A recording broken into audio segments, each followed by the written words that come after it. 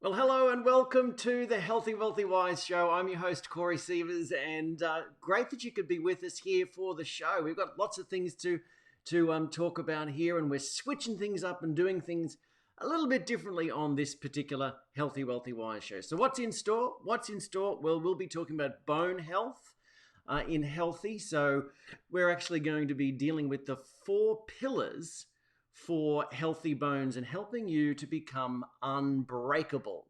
Sound good? So if you know somebody who struggles with bone health, or they break their bones frequently, or they have osteoporosis or osteopenia, this is going to be really helpful information for them. So please share and help us spread the word amongst your communities. We're switching things up a bit, and we're sort of compressing the show and experimenting with different things. And so we actually are going to be introducing a quick tip segment to the show. And so I'll tell you about that. It's related to bone health and overall well-being. We're going to be introducing a fun facts segment to the show as well. So in this particular session, it's all going to be around bone health. And we're going to sort of compress wealthy and wise so that really the Healthy, Wealthy, Wise show, which is what we've always been about here in the Savvy team, we're sort of going to be talking about health improvement and self-improvement, right? And so wealthy and wise being the sort of compressed, tips and strategies to help you be savvy and improve, your personal growth and your financial situation, your career and all that sort of thing. So health improvement and self-improvement. Sound like a plan? All right. So if you are new to what we do here in the Savvy team, I'm Corey. I'm the Director of Wellness Education and the co-founder around here. And, it's just really great to be able to spend a bit of time with you here, really chatting about topics to help you improve aspects about your health and well-being, and indeed self-improvement topics as well. If you are new to what we do here, we're all about helping you reach a higher level of health and lifestyle. So we provide step-by-step action plans, access to innovative solutions, and all the guidance and support that you need to help you reach that higher level of health and lifestyle. So I just got a few things here to sort out on the live stream right now, because it was all happening before we got going. So thanks for being with us here live, and for your patience in us getting started. All right. So also communicate with us in the comments if there's something that you'd like to know about or explore more, or comments and questions. Do chat about it. Let us know if you're here and if you're new, wherever you're coming in from, so we'll get to see. I notice a bunch of people coming in from Facebook, so welcome along here. We also hopefully are live streaming to YouTube as well, so hopefully we'll see some of the crew coming on from there. And I believe we're also streaming to Periscope as well, if we have any peeps over on the Periscope channel. So, all right. Get myself sorted here.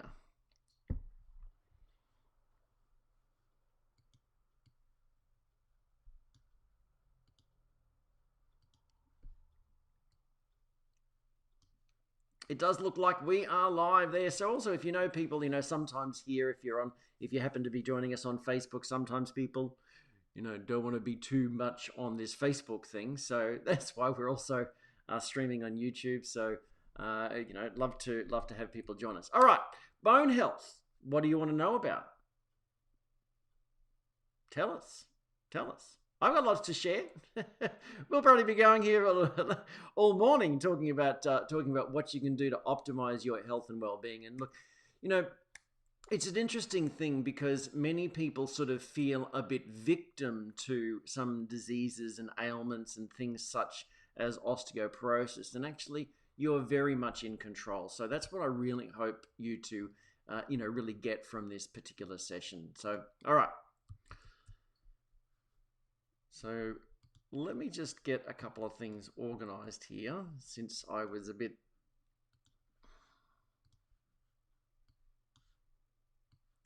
slow in getting everything going for you today.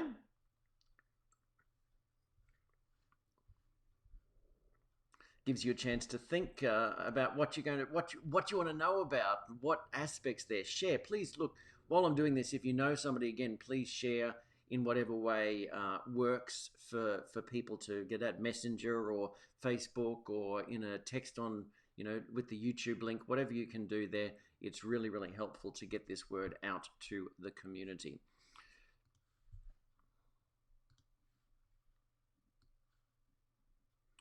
All right.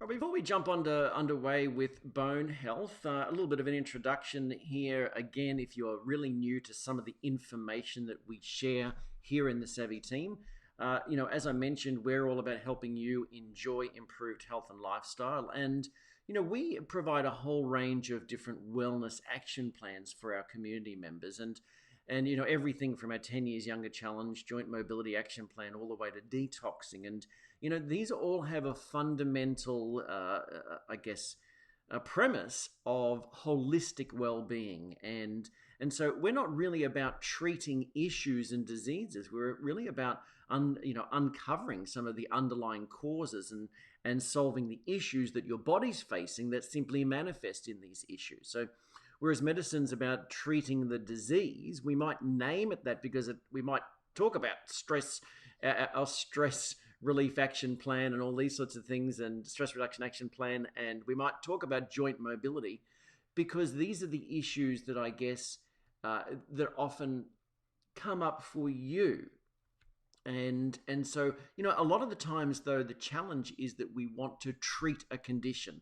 And that is what the medical model tends to do. When there's a condition there, we treat the condition. So we here in the Savvy team don't treat disease. We don't treat conditions. We look to correct some of the underlying issues going on in the body so that the body will heal itself. So given the right conditions of physical, emotional, and mental preparedness, the body will tend to heal itself. We're talking here about bone health, and you know this, that all that a medical professional can do is to effectively set a bone, and the innate wisdom of your body will heal and strengthen that bone. And we're going to be talking about some of that innate wisdom during the course of this session. So given the right conditions of nutritional, emotional, and mental preparedness, the body will always heal itself. And so you know that. So there's always a blockage then. If we're not healing, there's a blockage of some sort. And from a holistic wellness point of view, that could be nutritional, it could be lifestyle, it could be mental, it could be emotional blocks and negativity and unwillingness to forgive and heal and all that sort of thing. So a lot of the times we can look at all of those sorts of holistic things, but we tend to bring it back to some fundamental principles to begin with. It's all very well to think about the possibility of what's out there and to think, well, I could do this and I could do this, but what is right in front of you that's not been taken, you're not taken action on. And that's why we bring a lot of it back to going, well, there's no use thinking about, I wonder what the emotional things that are going on for me as to why I fell over and broke that bone. I must be,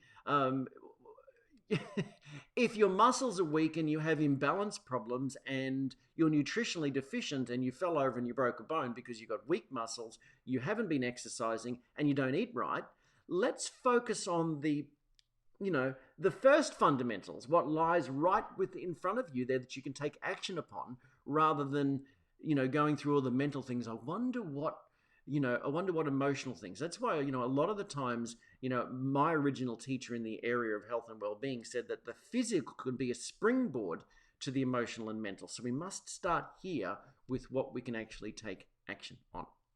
All right, so we're here in all of that, talking about all of that. We're here to inspire you, to motivate and guide you to that higher level of health and lifestyle.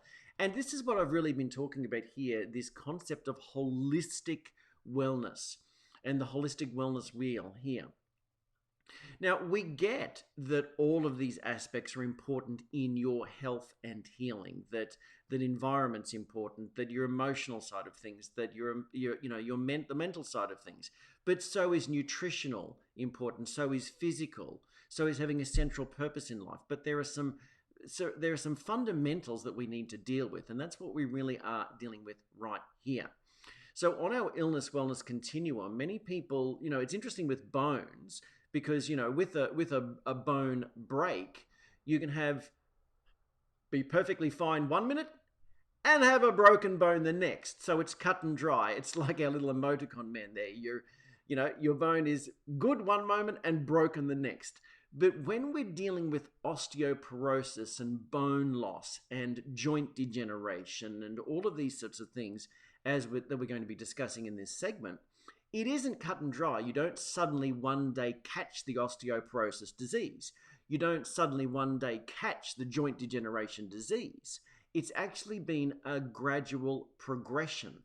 And that also means that with our illness wellness continuum, there can be a gradual progression of healing as well.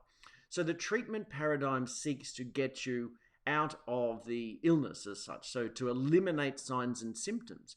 Whereas the wellness paradigm that we follow seeks to, alongside any treatment that you're seeking, look to correct the underlying conditions of the body so that you can go well beyond the neutral point to a higher level of wellness. And so we covered this concept in a free online class that we have called our Wellness It's Not That Hard class. You can visit our blog at savvy-team.com /HWW, and you can find the Wellness It's Not That Hard class very easily.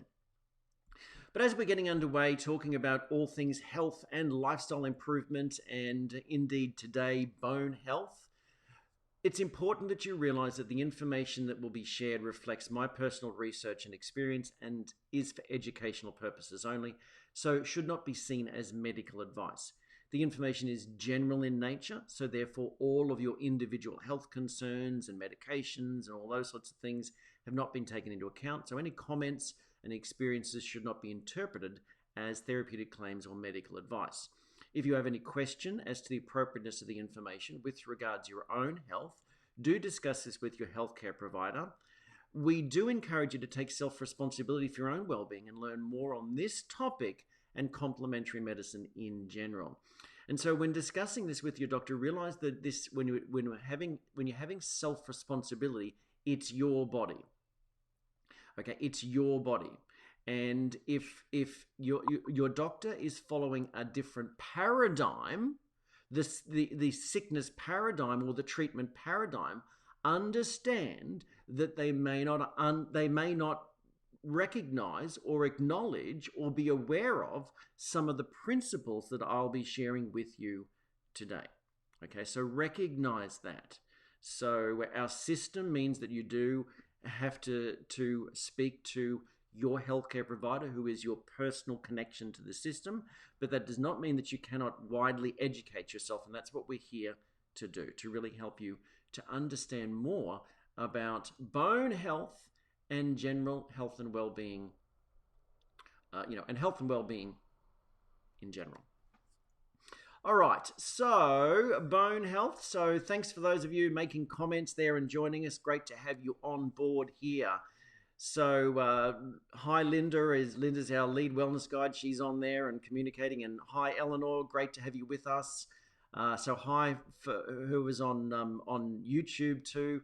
Great to have you with us here. Really good to be here and be able to use this medium to share information with you. So just give me one tick as we get underway, and please share if you haven't already, and I'll get this show on the road.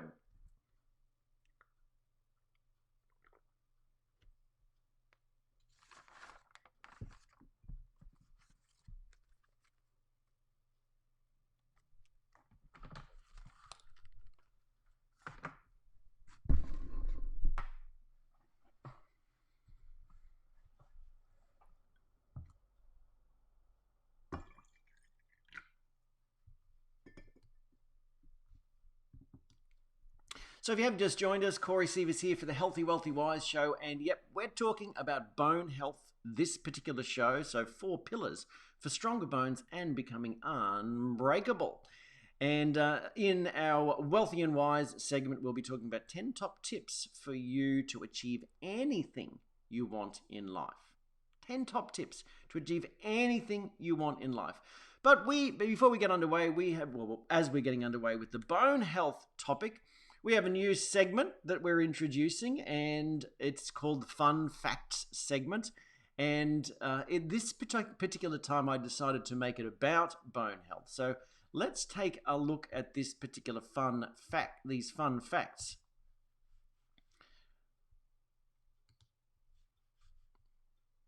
So,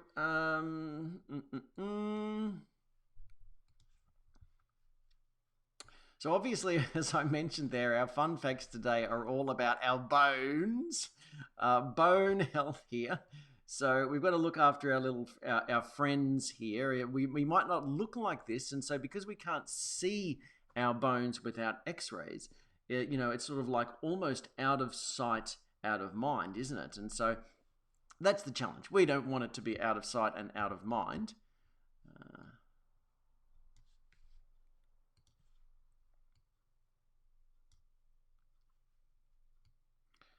Okay, just got some things disappearing on me here. All right, so let's go into our fun facts segment, which, yes, as I mentioned, was all about bones this time. And so fun facts about bones. Did you know these things about bones? So the adult human has 206 bones. 26 bones in your feet. Any wonder that many people, once imbalance develops, end up needing to see a podiatrist or something, okay? But there are 20 in the human hand and wrist. There's 54 bones making up all of these things that we can do. Pretty amazing stuff when you really understand what our bones and our skeleton can do for us. So the femur or the thigh bone is the longest and strongest bone in the human skeleton. The stapes, or the middle ear, the stirrup in the middle ear, as they often call it, is the smallest and lightest bone in the human skeleton. The stirrup in human skeleton. The arms are among the most common broken bones. So we're talking more here about bone health and from a strength and rigidity point of view and a flexibility point of view, from, sort of like lending itself to osteoporosis. But nevertheless, have you broken many bones? Okay, so I'm blessed that I have had strong and or flexible bones, and so broken bones have not been a big thing for me. But the arm is among the most common broken bone, accounting for almost half of adult broken bones. The collarbone is the most common broken bone amongst children. So bones stop growing in length during puberty, and bone density and strength, though, as we'll talk about, continues to change throughout your life. Now, medically, they seem to believe that change throughout your life means degeneration, and it does not need to be that way, because bones are constantly being broken down and rebuilt, okay? The only bone in the human body not connected to another is the hyoid bone, a V-shaped bone located in the base of your tongue. Bones are made up of calcium, phosphorus, sodium, and a whole bunch of other minerals, but also protein in the way of collagen. We'll talk more about that. Bones function as the skeleton of the human body and allow parts to move and protect organs from impact damage. And they also produce red and white blood cells. So some fun facts there about the power and importance of bone. So, why did I choose this topic of unbreakable? Well, the movie Unbreakable with Bruce Willis and Samuel L. Jackson came to mind when I was talking about broken bones, and so this particular movie follows the character that Samuel L. Jackson plays is he's a comic lover, and he believed in comics are about good and evil, the fight between good and evil, a good comic, a good story, that's always the way. And he believed that those sorts of people were real. They lived among us. And so it's sort of like the look at duality. If there's somebody who has strong, healthy bones, naturally, there must be the other side of the spectrum, somebody who has constant bones that are brittle and constantly break. And that was the example here. So the villain in the story, Samuel L. Jackson, was he was a weak child and had constantly brittle bones, whereas Bruce Willis was sort of like the hero in the story, and he'd never been sick in his life and couldn't break a bone. And it all started out that Bruce Willis, the character of Bruce Willis, the hero, was in a train accident and was the only person who survived, totally unscathed. And so anyway, the interplay comes out there that he was in essence unbreakable. And that's the thing. How do we, if we're somewhere on this spectrum, if related to our bone health, we're somewhere between, in this story, the villain who's constantly breaking bones, and our hero who is unbreakable. Is there a way for us to start to move in the direction of being more unbreakable than being the villain side of things? And I believe there really is. And that's the sort of things that I want to talk to you about. So these are the 4 pillars for stronger bones and helping you become unbreakable. Obviously, there's no real way for us to become truly unbreakable, but nevertheless, these are the things that I think that you'll find will help to stack the odds in your favor.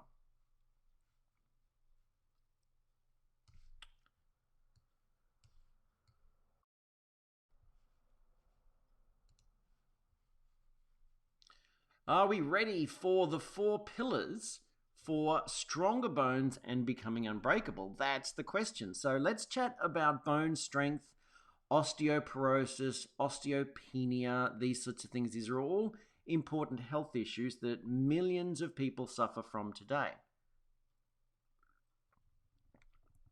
And that's really why we're covering this particular topic. Such an important topic.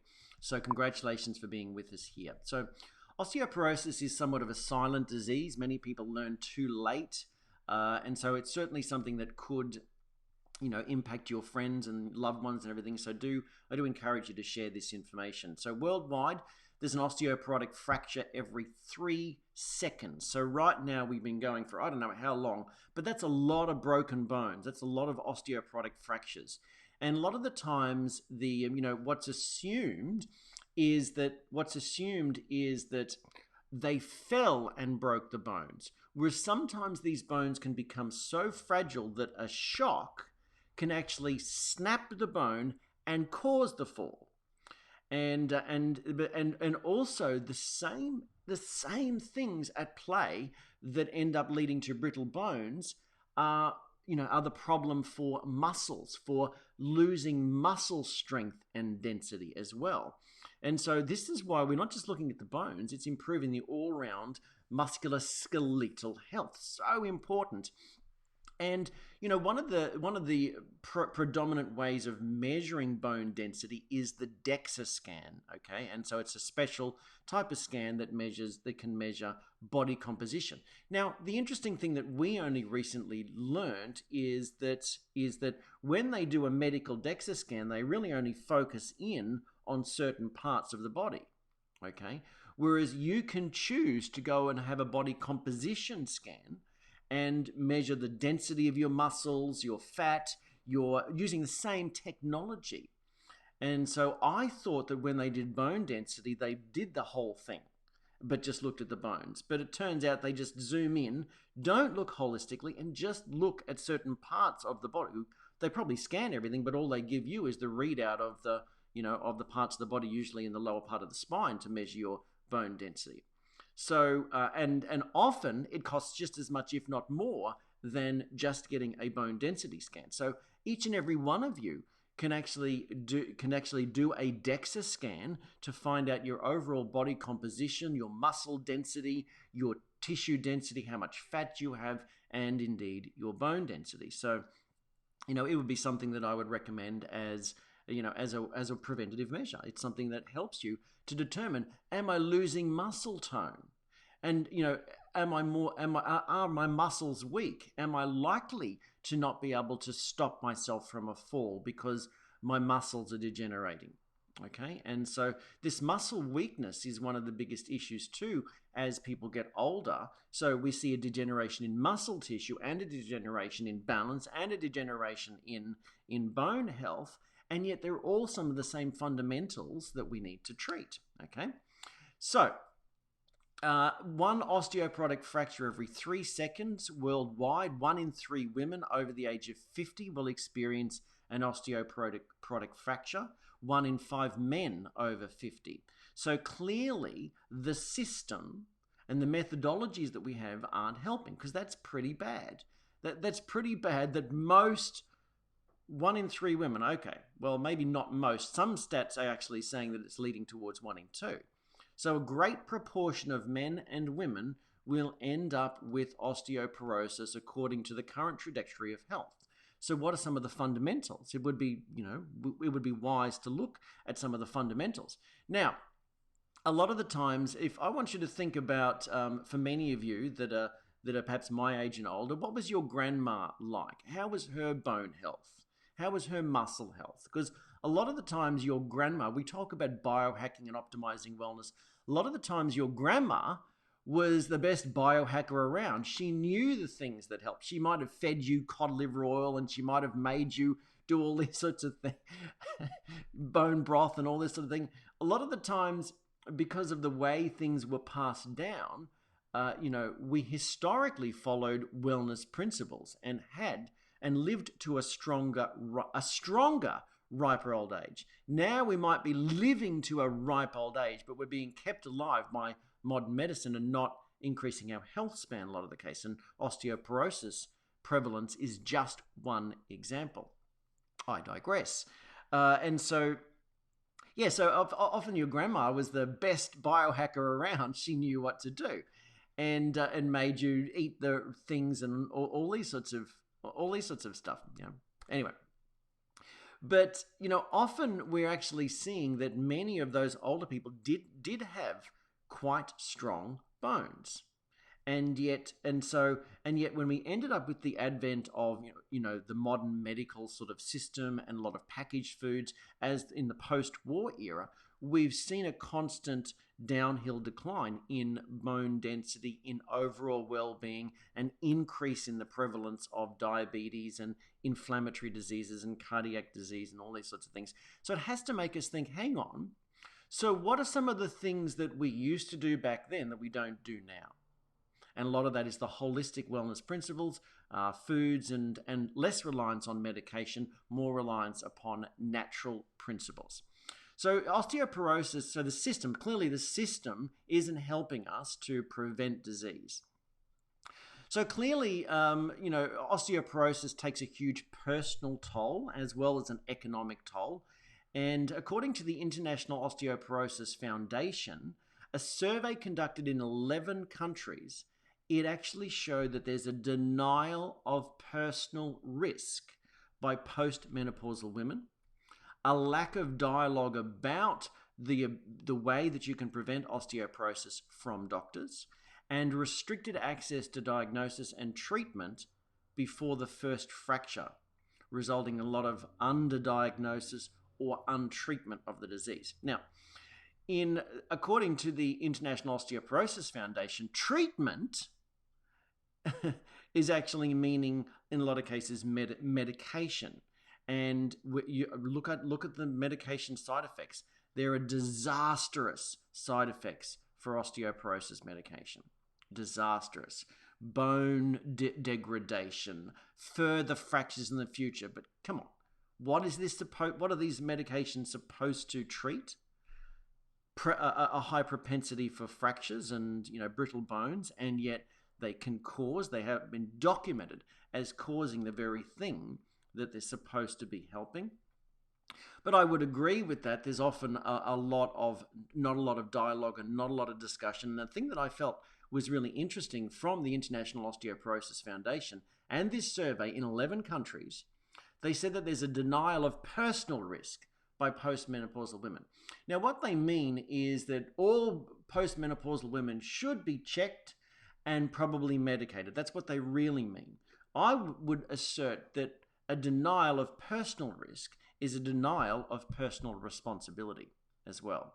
So, if you are a woman and you're in postmenopausal, you are simply at a higher risk according to statistics. If you're a smoker, you're at a higher risk according to statistics. These sorts of things. So there's lots of different risk factors. But what we're going to be looking at is if you have a family history, you're at a higher risk. We're going to look at the modifiable risk factors, not the things that you can't do anything about. So you're a postmenopausal woman who used to smoke. Can't do anything about that. But from today, you can take personal responsibility and begin to make changes. Okay? So now, this also does make me think about this whole issue of back in 1992, I think it was, the World Health Organization first came up with the concept, let's call this issue osteoporosis and osteopenia if it's leading up to it. Not that long ago, hey. 1992, there was a symposium. They basically said, let's call it this. Let's say that if your bone density is below this, it's just a decision. There's no, you got to understand that the way medicine works is it's a lot less thinking and it's a lot more ticking the box. You think that it's thinking, but it's ticking the box. Okay, if you fall into this particular category, you are considered to have this issue, and so tick, you need treatment for that. So there's no real thought about, I wonder what we can do, or I wonder what's happening for that individual person and everything. It's actually quite simple. Fall into that, tick. Do this test, tick. So in about 1995, the drug company Merck actually came up with a medication that they believed, Forsomax, I think was the original one, and it was they were wanting to lobby to get that to be the decided treatment for osteoporosis, and so but it wasn't really well known, and very few people really understood bone density and all those sorts of things, and so they would have to go along, have tests and all that sort of thing. So Merck, being very clever marketers, actually put together a foundation. I think it was the bone. I can't remember the actual name of it, so I'd be guessing here. But it was a foundation related to bone density, and so they called it the foundation. There wasn't no foundation really. It was just a name, a registered name, and so they put together the foundation to start to promote awareness around the importance of measuring your bone density. Instead of encouraging people to go along to the most accurate machines that would do proper scans at the time, they came up with a small in-office machine in doctors' surgeries that could just measure the wrist or the ankle or whatever, and not the most accurate, but it would flag up if you were on the way to osteoporosis. So, and they sort of labeled that would be osteopenia. It was an amazing marketing move because it created an industry. It created the belief in people that they needed to prevent this issue. And with a lot of the imagery of stooped over and all this sort of thing. And yet, if you understand the whole concept of chiropractic and the spine and everything, the stooping isn't because of osteoporosis. It's the protective mechanism of the spine to try to open up and allow the nerve flow through. So what you need to do is correct the imbalances and you can end up healing. So a little bit of history there. So a not so fun fact that in essence, this whole disease, isn't really a disease. When is a disease not a disease? When it's just simply a sliding scale of degenerating health that if we took action on early enough, we could totally prevent. But that's like most diseases really today. So let's look at some bone health risk factors and how strong, and really discuss your bones and how strong are your bones. Have you ever thought about that? You probably have no idea until you have broken a bone. But risk factors, as I mentioned there, age, gender, biggest risk factors. Women are far more likely than men to have a fracture. Additional risk factors are things like a poor diet, which we'll discuss, not exercising enough, smoking. Smoking actually stops the proper function of the osteoclasts. I'm getting ahead of myself there. I'll talk about them in a moment. So medications, some medications will mess up your ability to, for your whole, for the cells in your body as well to break down and rebuild new bone.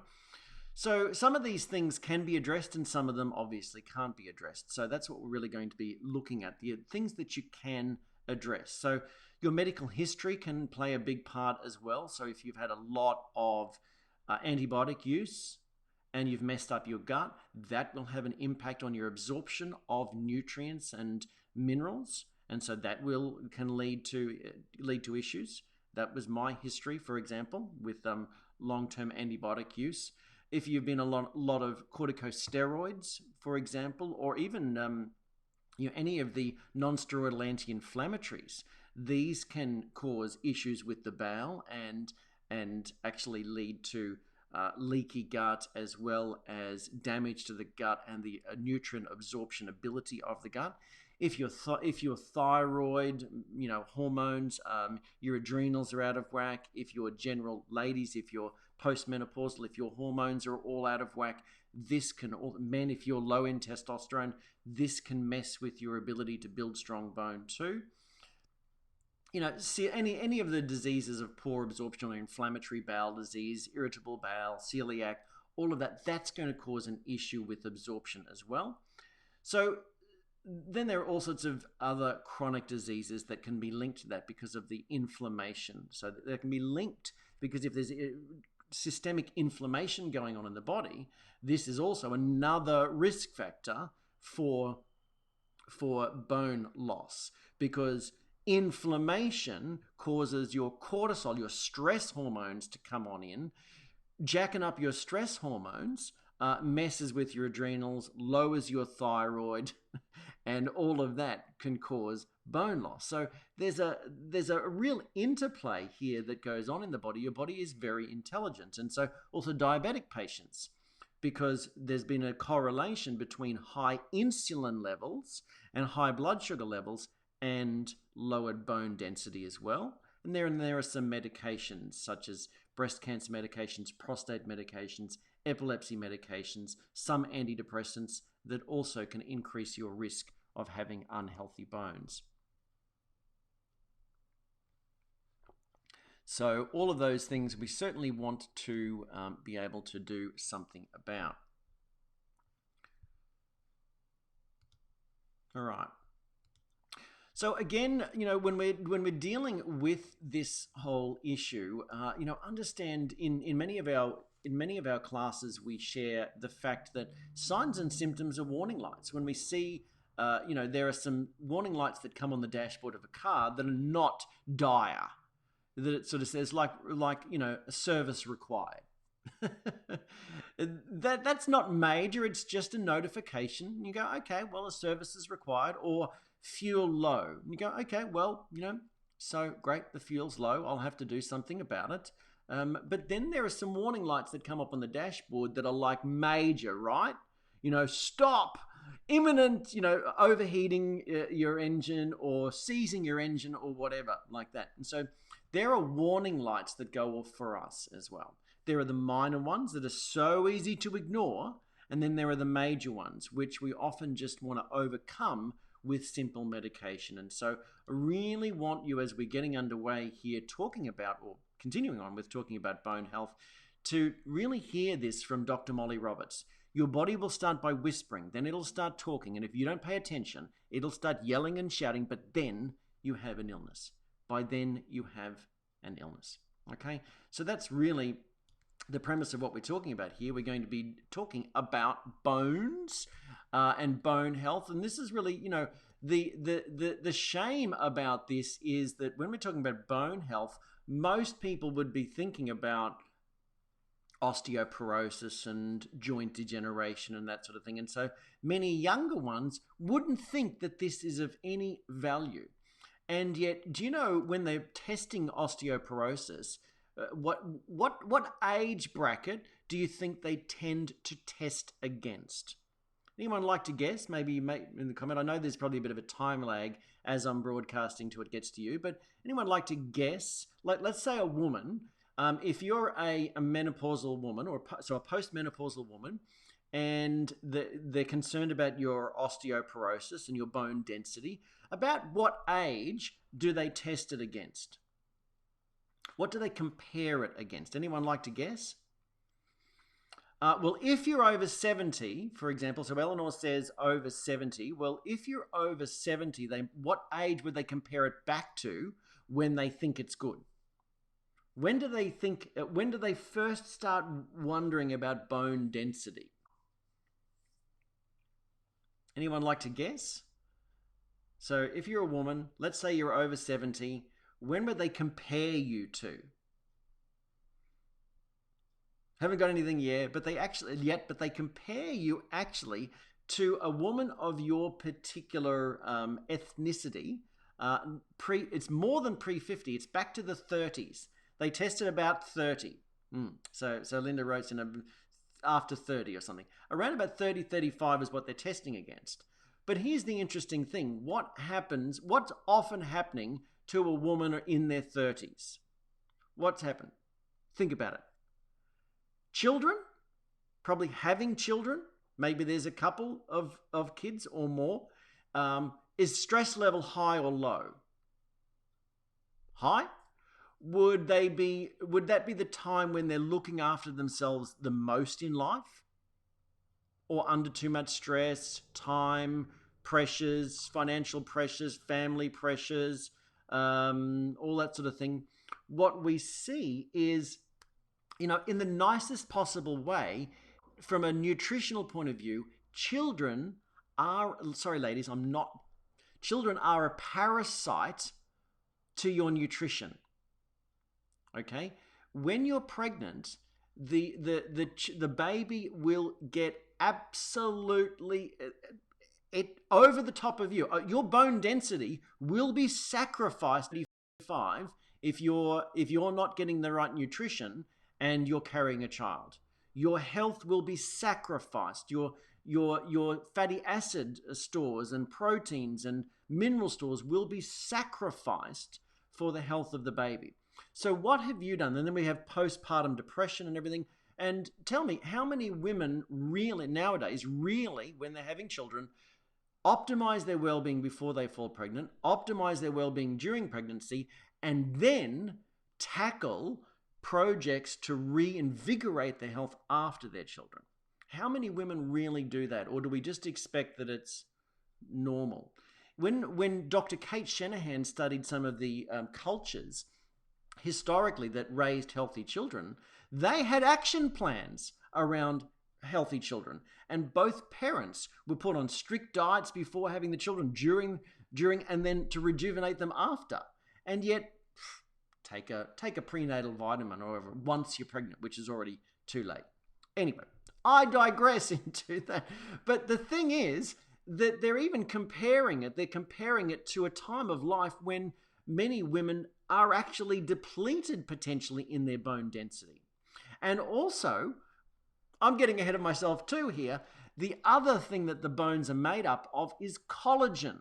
And collagen degradation starts to happen at, into the late 20s in the body as well. So again, if we're not optimizing, and so if collagen isn't in our diet, which it isn't in our Western world because very few people have bone broths and all these sorts of things, then, we're suffering, we're struggling. So let's talk more about bones here. And so many of you think that bones are like rock solid, but in actual fact, they're active tissue.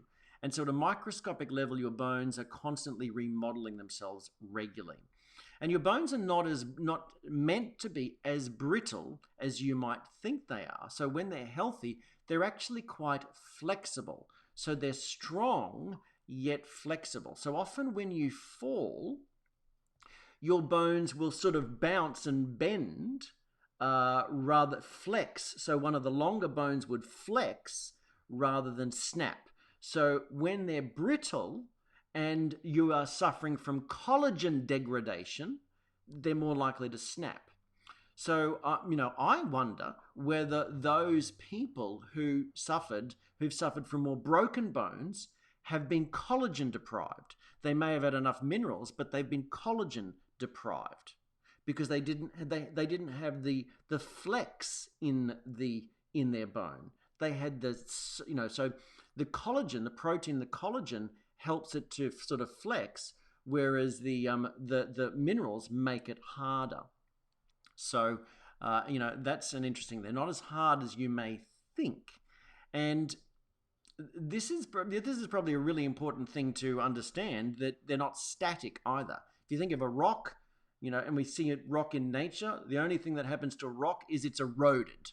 And so we think our bones are eroded over time, just like those rocks in nature. Whereas what's actually happening is your bones are being constantly remodeled. They're living tissue, broken down and rebuilt every day, constantly.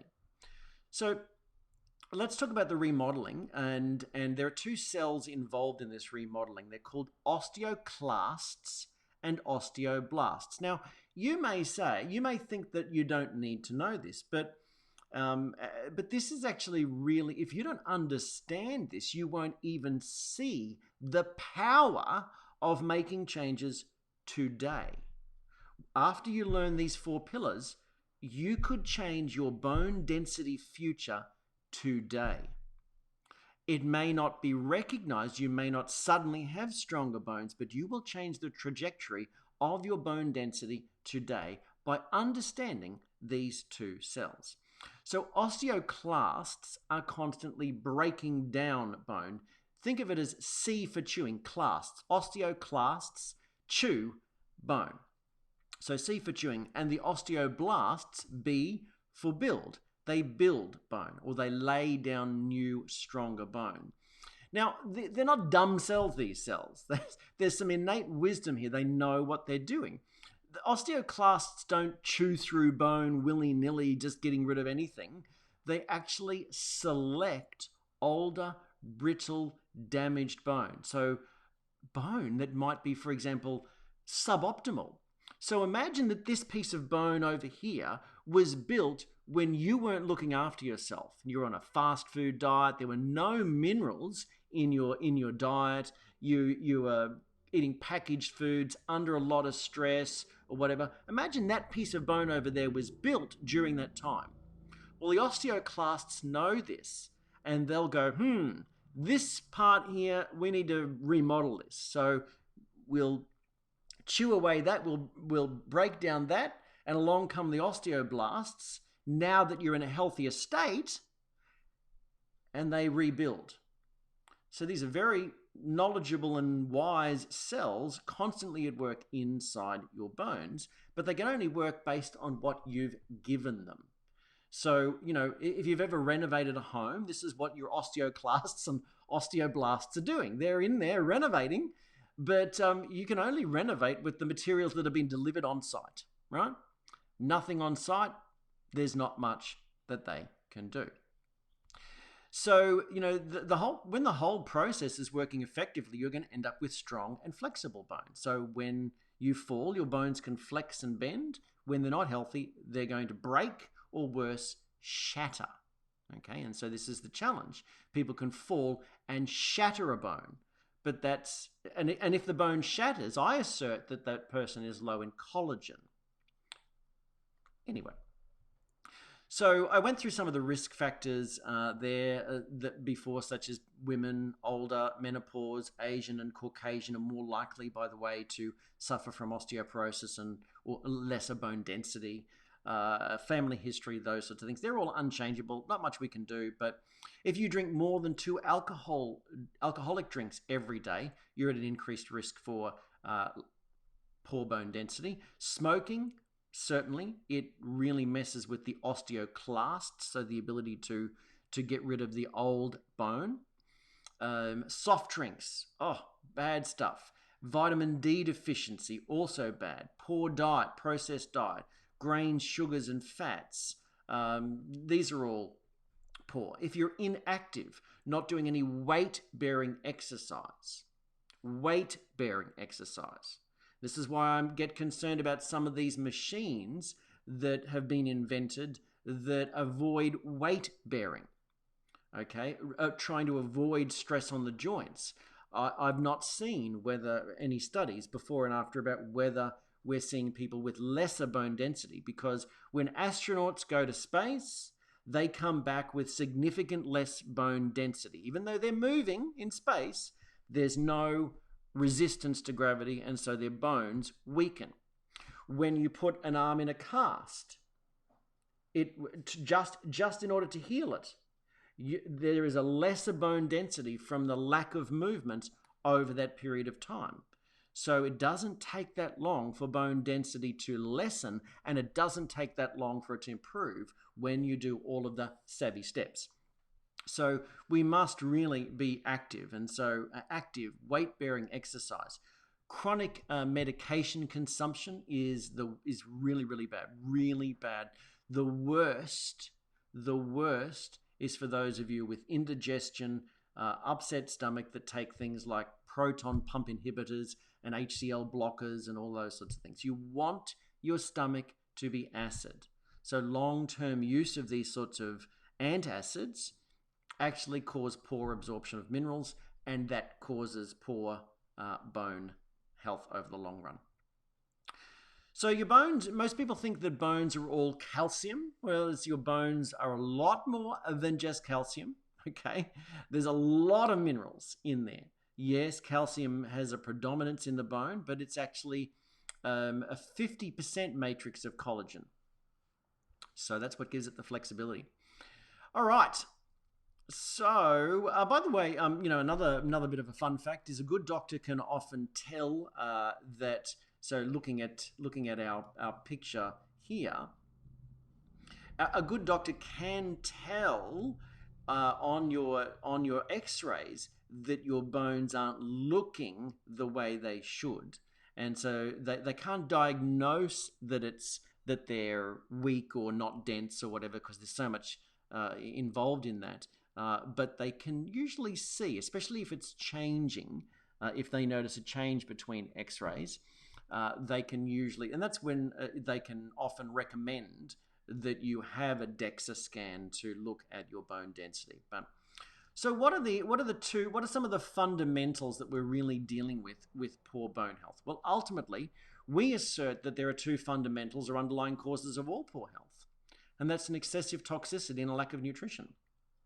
So our body is toxic, and it's not running properly, and it's overloaded with toxins, and there's a lack of nutrition, and that both of these cause a load. So what we need to do is we need to decrease the toxicity and increase the nutrition.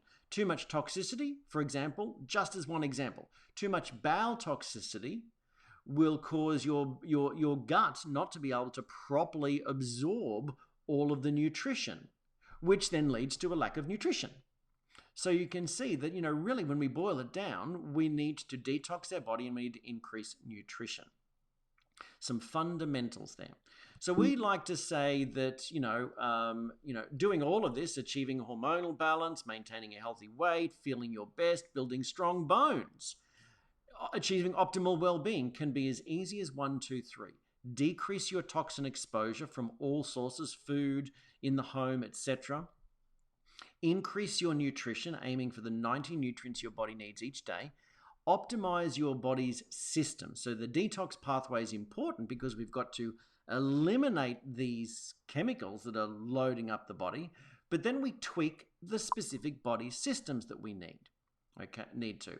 And, a lot of I'll cover in just a moment, a lot of the information, we talk about the gut-brain axis, that science has shown with the enteric nervous system that there's communication between the gut and the brain, and that there's more communication going from the gut to the brain than from the brain down to the gut. Well, now scientists are actually thinking with the research and understanding of the microbiome and even how mitochondria function, that there actually be a gut-bone connection, and they believe that there is even a gut-bone connection, because those who have a healthy, diverse microflora flora in their colon actually have better bone density. It's interesting. So again, we need to just follow the 1, 2, 3, and part of 3 is to tweak the systems that you need tweaking in order to optimize what's going on for you. So that's, everyone can benefit from decreasing chemical exposure and increasing nutrition, and then we look to tweak the things that are most important for you. And so this is why it's so important really to focus on achieving optimal health and well-being rather than simply trying to decrease the sickness. It's why this illness-wellness continuum and this whole wellness paradigm is so important.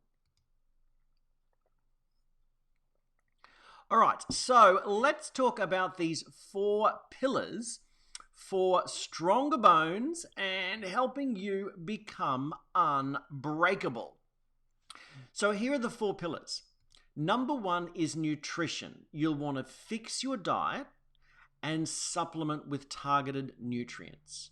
Number 2, we're going to restore your gut health. So heal the gut and rebalance your gut microbiome.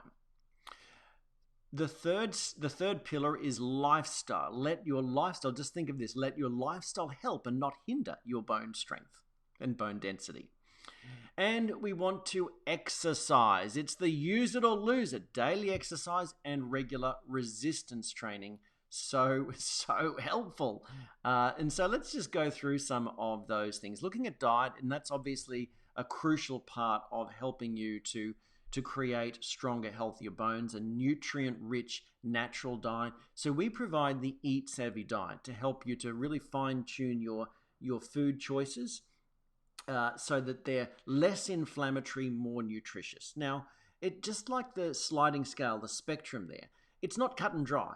A lot of people see, because often what we glibly say is, eat in the green. And so people look at the very right-hand side of the Eat Savvy diet, looking at all the foods over there, and they go, yeah, but this one's slightly in the yellow. And, can I still have that? It all depends on your situation. It's slightly in the yellow because some people, it reacts. Some people react to it or have issues with it. So you could have that if you don't have any issues with it, because to improve your bone density, you're going to want to eliminate all food intolerances and allergens, because all the food intolerances and allergens are causing gut damage. The gut damage is causing a lesser uptake of nutrients, and that's causing potentially other organ issues and obviously the reduction in the bone health, etc. So, what comes first?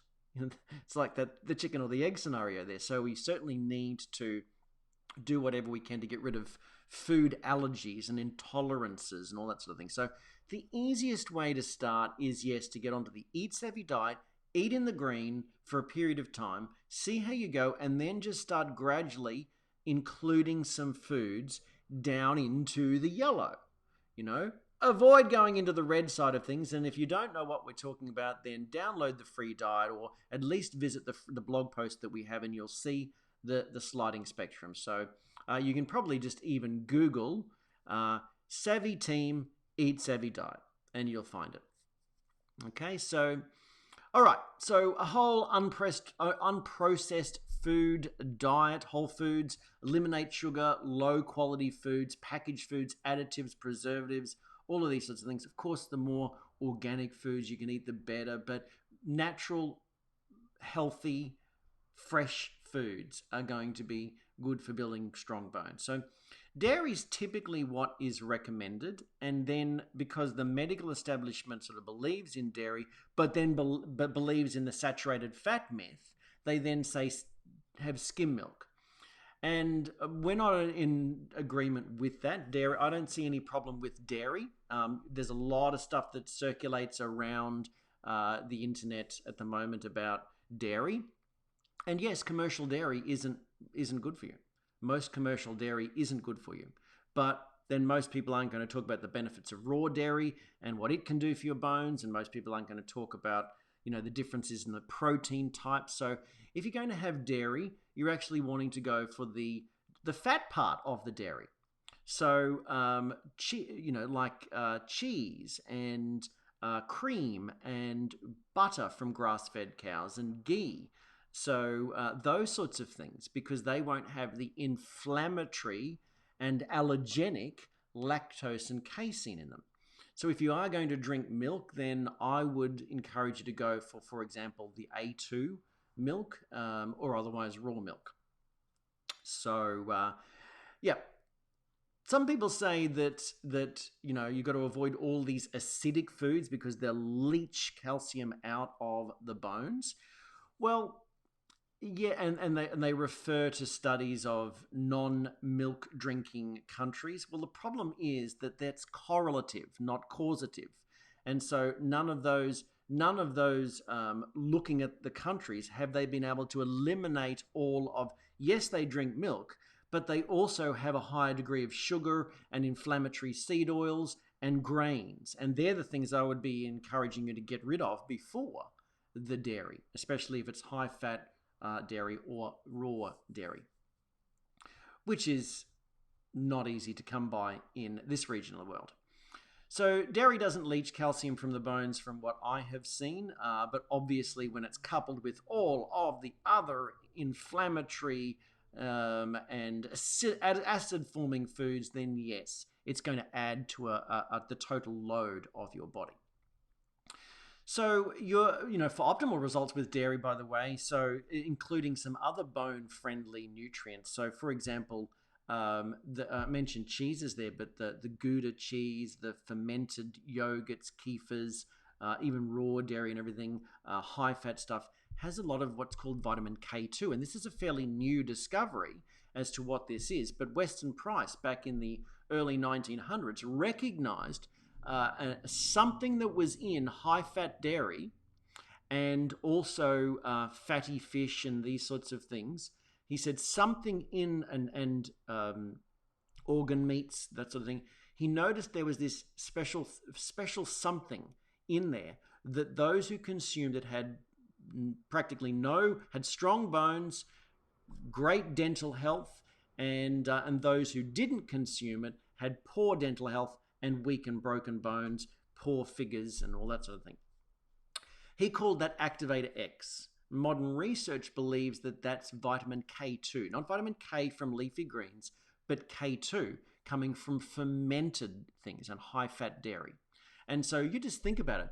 Osteoporosis has gone up at the same time that everyone's been told to avoid high-fat dairy, cream and butter and everything because that's evil and full of saturated fat. Animal fats, avoid all that. So we've seen osteoporosis come up as potentially vitamin K2 has come down in our natural diet. It's interesting.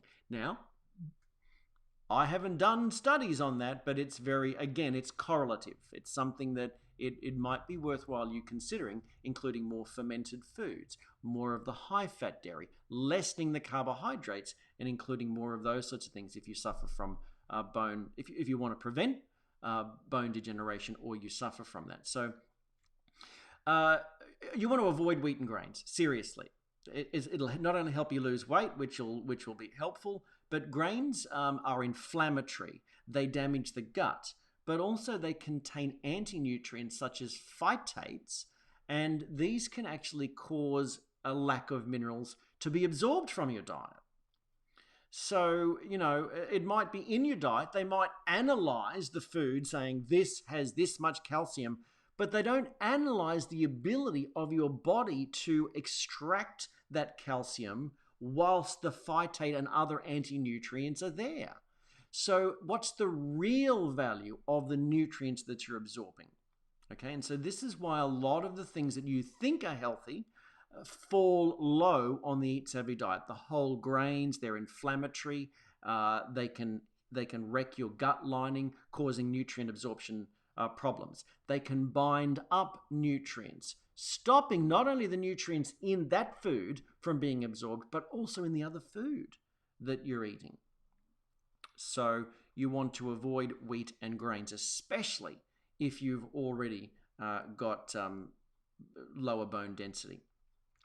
So one study, for example, found that celiac disease sufferers had more osteoporosis and a lower bone mass generally. So there's just an example, okay? People with insulin resistance and other metabolic syndrome complications frequently have poor bone quality and increased risk for osteoporosis. So that's, again, insulin resistance is coming from too many carbohydrates over a period of time. So that's another good indicator. Let's drop the carbohydrates. Let's drop the inflammatory foods, the grains and the sugars and those sorts of things. So gradually transitioning off sugar, including all the sneaky sugars that are in packaged foods, can certainly help to provide some protection against osteoporosis. So dump the soft drink. Dump the soft drink. So some of the soft drinks you've seen have been actually used to clean rust off cars and everything. That's the phosphoric acid. Now, some people, I've seen experiments where they've put a boiled egg into this particular brand of soft drink, and it digests, it eats away the actual shell of the egg.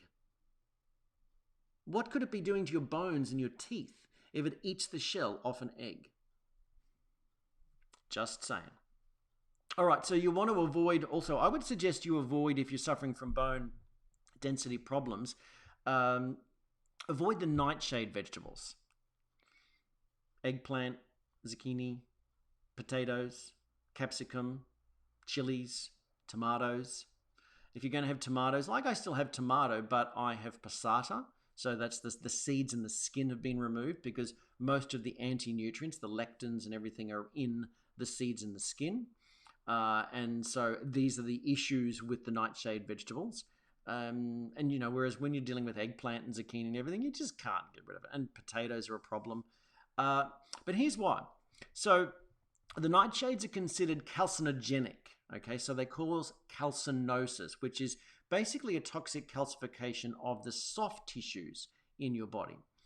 And so calcitriol signals the intestines to absorb calcium from our diet, which you would think is a good thing. So it signals the rapid absorption of calcium, okay? And so while we certainly need calcium and we need calcitriol, too much of it from any source can lead to hypercalcemia in the blood, so high blood calcium. Now, your body doesn't like this situation. Your body doesn't like too much calcium in the blood. So what does it do to get it out of the blood as quickly as possible?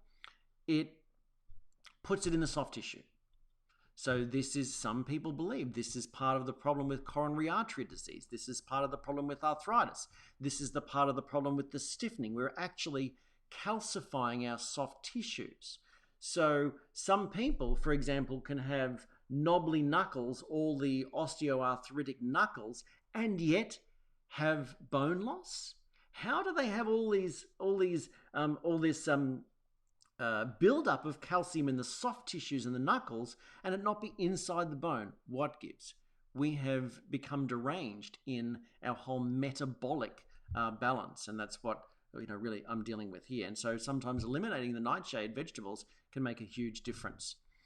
So and so some people really assert that, what if that's what if these nightshades and everything and potatoes and all this are potentially one of the causes of osteoarthritis? What if it's not bone on bone? What if it's a dried out bone that's not been supplied with collagen, because no one eats bone broths nowadays apart from the foodies?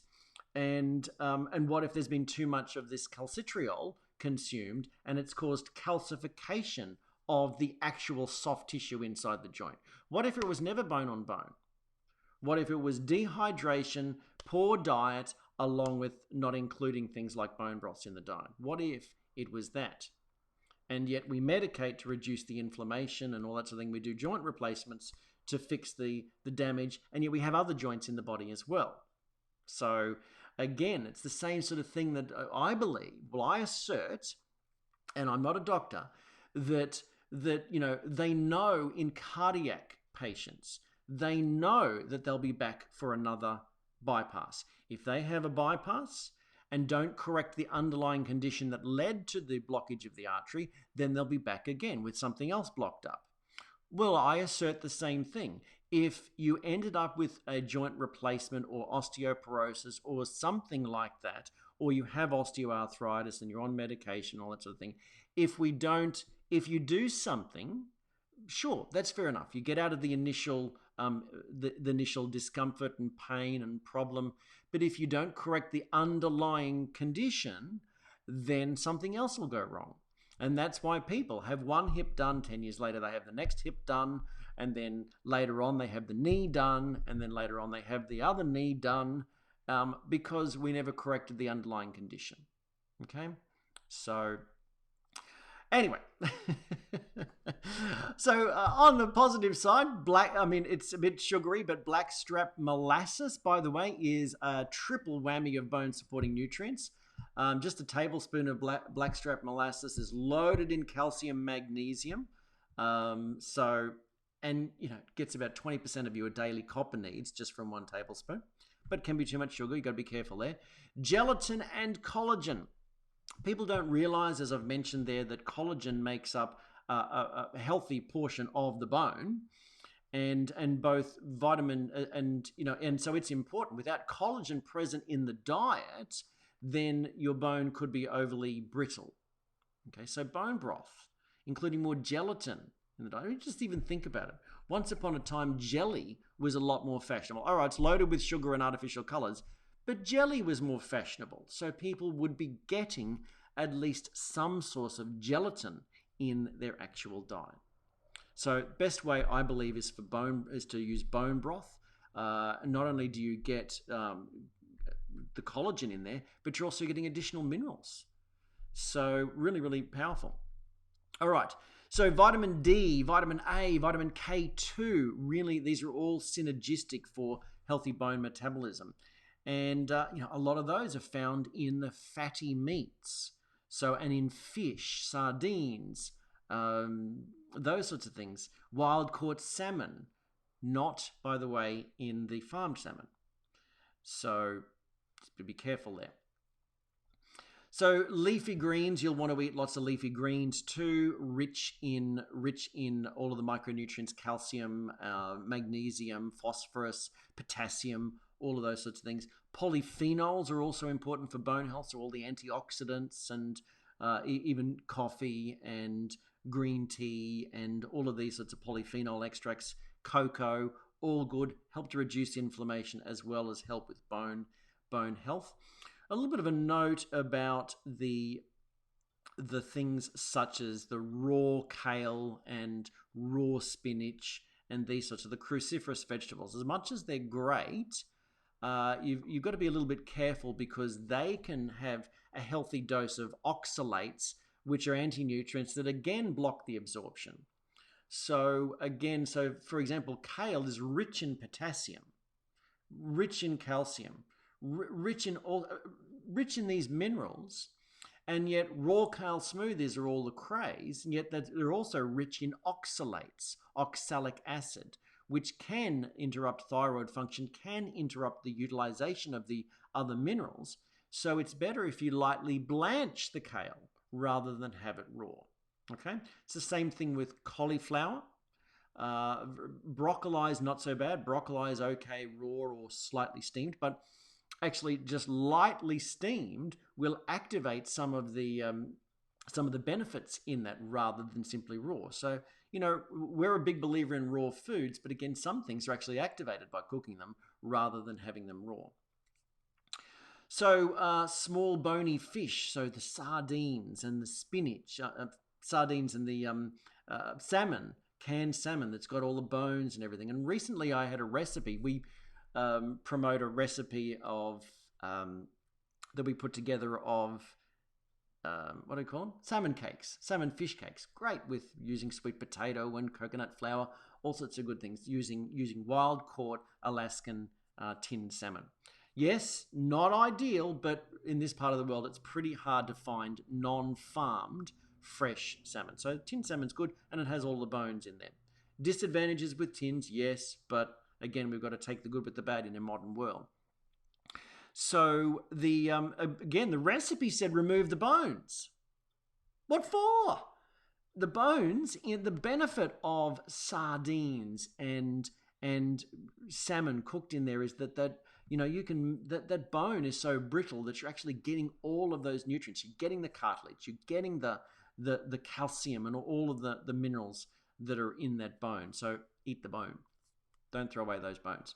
If you're a fisher person, save the bones from filleting the fish and create stock from that. Do a fish stock. Yeah, it's stinky stuff in the kitchen and everything, but same thing with your chicken bones and your beef bones and everything. If they're from grass-fed or pastured sources, then they're going to be good to make broth from. I would avoid making broth from non-pastured sources, so commercial meats. Okay, they can be, the bone then can be loaded with the toxins rather and not just the healthy stuff. So again, you know, one of the things that the Eat Every Diet follows some of the principles, for example, that Dr. Kate Shanahan, author of Deep Nutrition, puts forward. And if you want a doctor's look at some of this information, a GP's look at this, she did a great job with Deep Nutrition, and she came up with the 4 pillars of the traditional human diet. Fresh foods. Okay, so that's a bit of an umbrella term for seasonal foods, local foods, and a variety of foods. Fermented and sprouted. So the long-lived cultures tended to have fresh foods that were local. They tended to have fermented foods and sprouted foods too. So this is where your kimchis and your sauerkrauts and your fermented kefirs and yogurts and natto and all these sorts of things are good. And these are all rich in K2, which is a bone-building nutrient. Meat on the bone.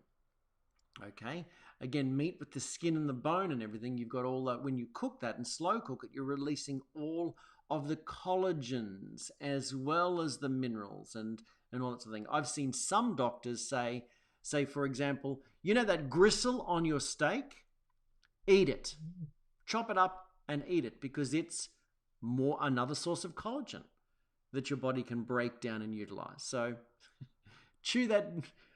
Don't give that to the dogs or throw it in the bin. That gristle that you don't want to chew, that seems awful in amongst your steak, is actually very, very good for you. So chow that down too.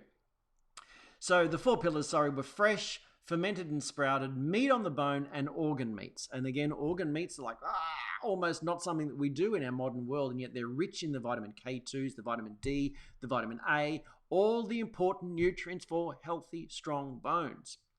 So that was just the nutrition, a bit of a chat on the nutrition. And we do have further information in our free web class that we have on the 9 top tips for better bone health, I think it's called, but I'll show you the bit later. But back to the 4 pillars. What's pillar number 2?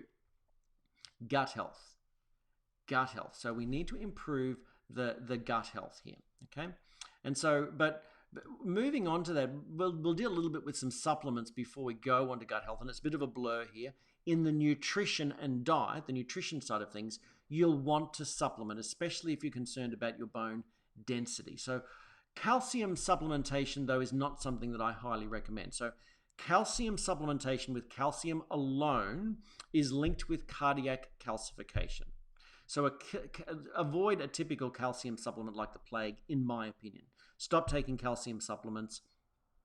So many studies have found that typical supplements don't actually affect fracture rates and then can also cause too much, the hypercalcemia. So too much calcium in the blood and then deposits in the coronary arteries, etc., etc. So rather than getting into the bone. So we actually need a wide array of minerals for calcium to be properly utilized in the body. So that's where we need to look at a good chelated spectrum of trace minerals. So in a chelated mineral supplement and also in a trace mineral drink. That's what we recommend in our community for those with bone density problems. So trace minerals first up, correcting the diet, doing all those sorts of things, and then potentially a broad spectrum chelated mineral supplement with D3 and other things like copper and manganese and all that sort of thing. So many studies have shown that calcium alone doesn't help with fractures, and yet things with copper, manganese, and zinc because they're essential cofactors for the utilization of calcium. Clinical studies have demonstrated that there is an efficacy of supplements that include calcium, copper, manganese, and zinc on spinal bone mineral density in postmenopausal women. So that's what we've certainly seen here in the community. So if your supplement is, if you're just taking calcium, you're recommended to take 1,000 milligrams of calcium or whatever, we don't recommend that.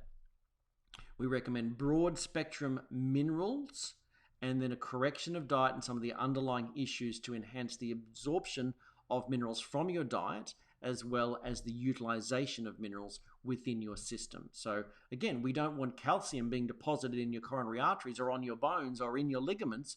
We want it getting into the bone and being used where it needs to. So needs to be used. So all those sorts of things, consuming a diet, that's going to increase all the diet, everything that we've teach in the Eat Savvy diet really helps with the absorption and the utilization of all these things: potassium, magnesium, calcium, all this sort of thing. So, but again, what should we do first? Green superfoods. Green superfoods are rich in, if you're going to supplement, green superfoods, great, spirulina, chlorella, those sorts of things, rich, kelp, rich in nutrients that can build good bone health. And so we recommend a green superfood supplement for those that are concerned about their bone health. And it also helps alkalize the system, detox the body, look after the liver, help the kidneys, so many other benefits. Feed the microbiome, because a lot of these nutrients in green superfood blends are actually good for the diversity of your microbiome, and then that helps absorption of nutrients and that helps bone health. So you can see everything is a bit of an interplay here. So prebiotics and probiotics, I'll talk more about that in the gut health segment. Get your hormones in order. So anything that you can do to balance your hormones, really, really important too. So essential fatty acids. Essential fatty acids are brilliant for overall health as well as reducing inflammation, and that has a flow-on effect for bone density improvement as well. So enzymes, taking enzymes can really, really make a huge difference to the ability to absorb nutrients from your diet, get all of the minerals that you need, and therefore improve your bone density. And then vitamin D. Now, I'm not a fan of vitamin D supplementation unless you're in a locale that doesn't get enough sunshine. So I really encourage you to get more sunshine, okay?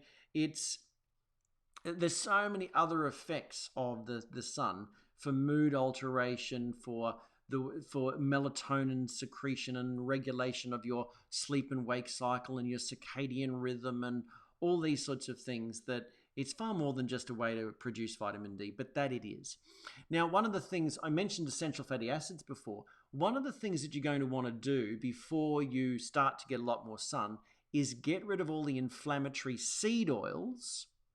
So the corn oil, the soybean oil, the safflower oil, the canola oil, and all these sorts of things, and start to transfer more towards the healthier fats that we promote in the Eat Savvy diet, okay? And then even supplementing with the EPA and DHA fatty acids from fish oil and krill oil, we recommend, really can help the proper utilization of sunshine in the skin to convert into vitamin D. So, and so while we're dealing with supplements here, I'll just show you a particular why we don't recommend typical supplements with calcium. So, most people, this is a picture in a glass of water, just 1 hour. I think it was even half an hour we saw the difference, but I believe that this picture was 1 hour. On the left-hand side, you see a macro mineral, a chelated mineral supplement that was considered to be a quality supplement for something like bone health. And the one on the right-hand side is the one that we recommend. And so we're dealing here with not what you take, but what you absorb. Okay, and this is why we're moving into improving the gut health, because gut health will improve your nutrient absorption ability. But it's not going to, your gut health is not going to improve the nutrient absorption of a tablet, for example, that just refuses to break down. And this is what we're really dealing with. A lot of people. A lot of people fight over, yeah, but this one I can access. It's got the same ingredients and it's cheaper and everything. They just don't understand the technology involved in absorbability and breakdown and everything. So, look, you've got to do the best that you can. But if you haven't got results with other supplements that that you've typically used before, there is a reason for that often. Could be the blend, could be the absorbability, could be the quality, could be all sorts of things. All right. So another thing related to that, related to that picture too, by the way, that I was just showing. So that was just in water. So then I figured, okay, well, here we go. With that one that wouldn't break down, I thought, well, people are going to say, yeah, but your stomach's very acid, and so therefore you need acid. So I dumped a whole bunch of vinegar into that to see whether it would break down. Didn't break down. A week later, the tablet's still hard. 2 weeks later, the tablet was still in the bottom of the glass. 3 weeks later, the tablet was still in the bottom of the glass. 3 months later, I put it aside, covered it with cling wrap. 3 months later, it was still whole. 3 months later, I had to keep topping up the water levels because it would evaporate. After 3 months, I took it out, dried it off, and it was still as hard as a rock. And this is what people are taking, hoping that they can improve their bone mineral density. They're not even absorbing it. So absorption, it's not what you take or eat, it's what you absorb. So, coming back to our 4 pillars, let's look at the gut and what's so important about the gut. So as I mentioned before, it's even believed that there is now a gut-bone axis. Okay, so researchers are constantly finding connections between the microbes in your gut and some aspect of the body. So it's really, there's a lot of emerging science around that, but there's no doubt that there's science around the link to the microbiome from heart disease, diabetes, arthritis, Alzheimer's, obesities. And the scientists are finding new links every year. And the latest is really that the microbiome could really be linked to bone density as well.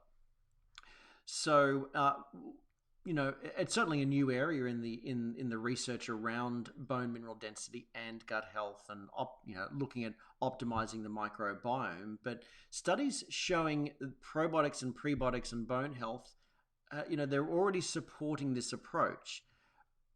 So yeah, interesting that I don't have a particular study, but most of the studies have been in animal models, showing that, for example, treatment with probiotics has been shown to improve bone mass in rodent model studies of bone loss. So treatment with prebiotics and probiotics can modify bone density. So these studies have shown that treatments that affect the composition of the microbiome can regulate bone health.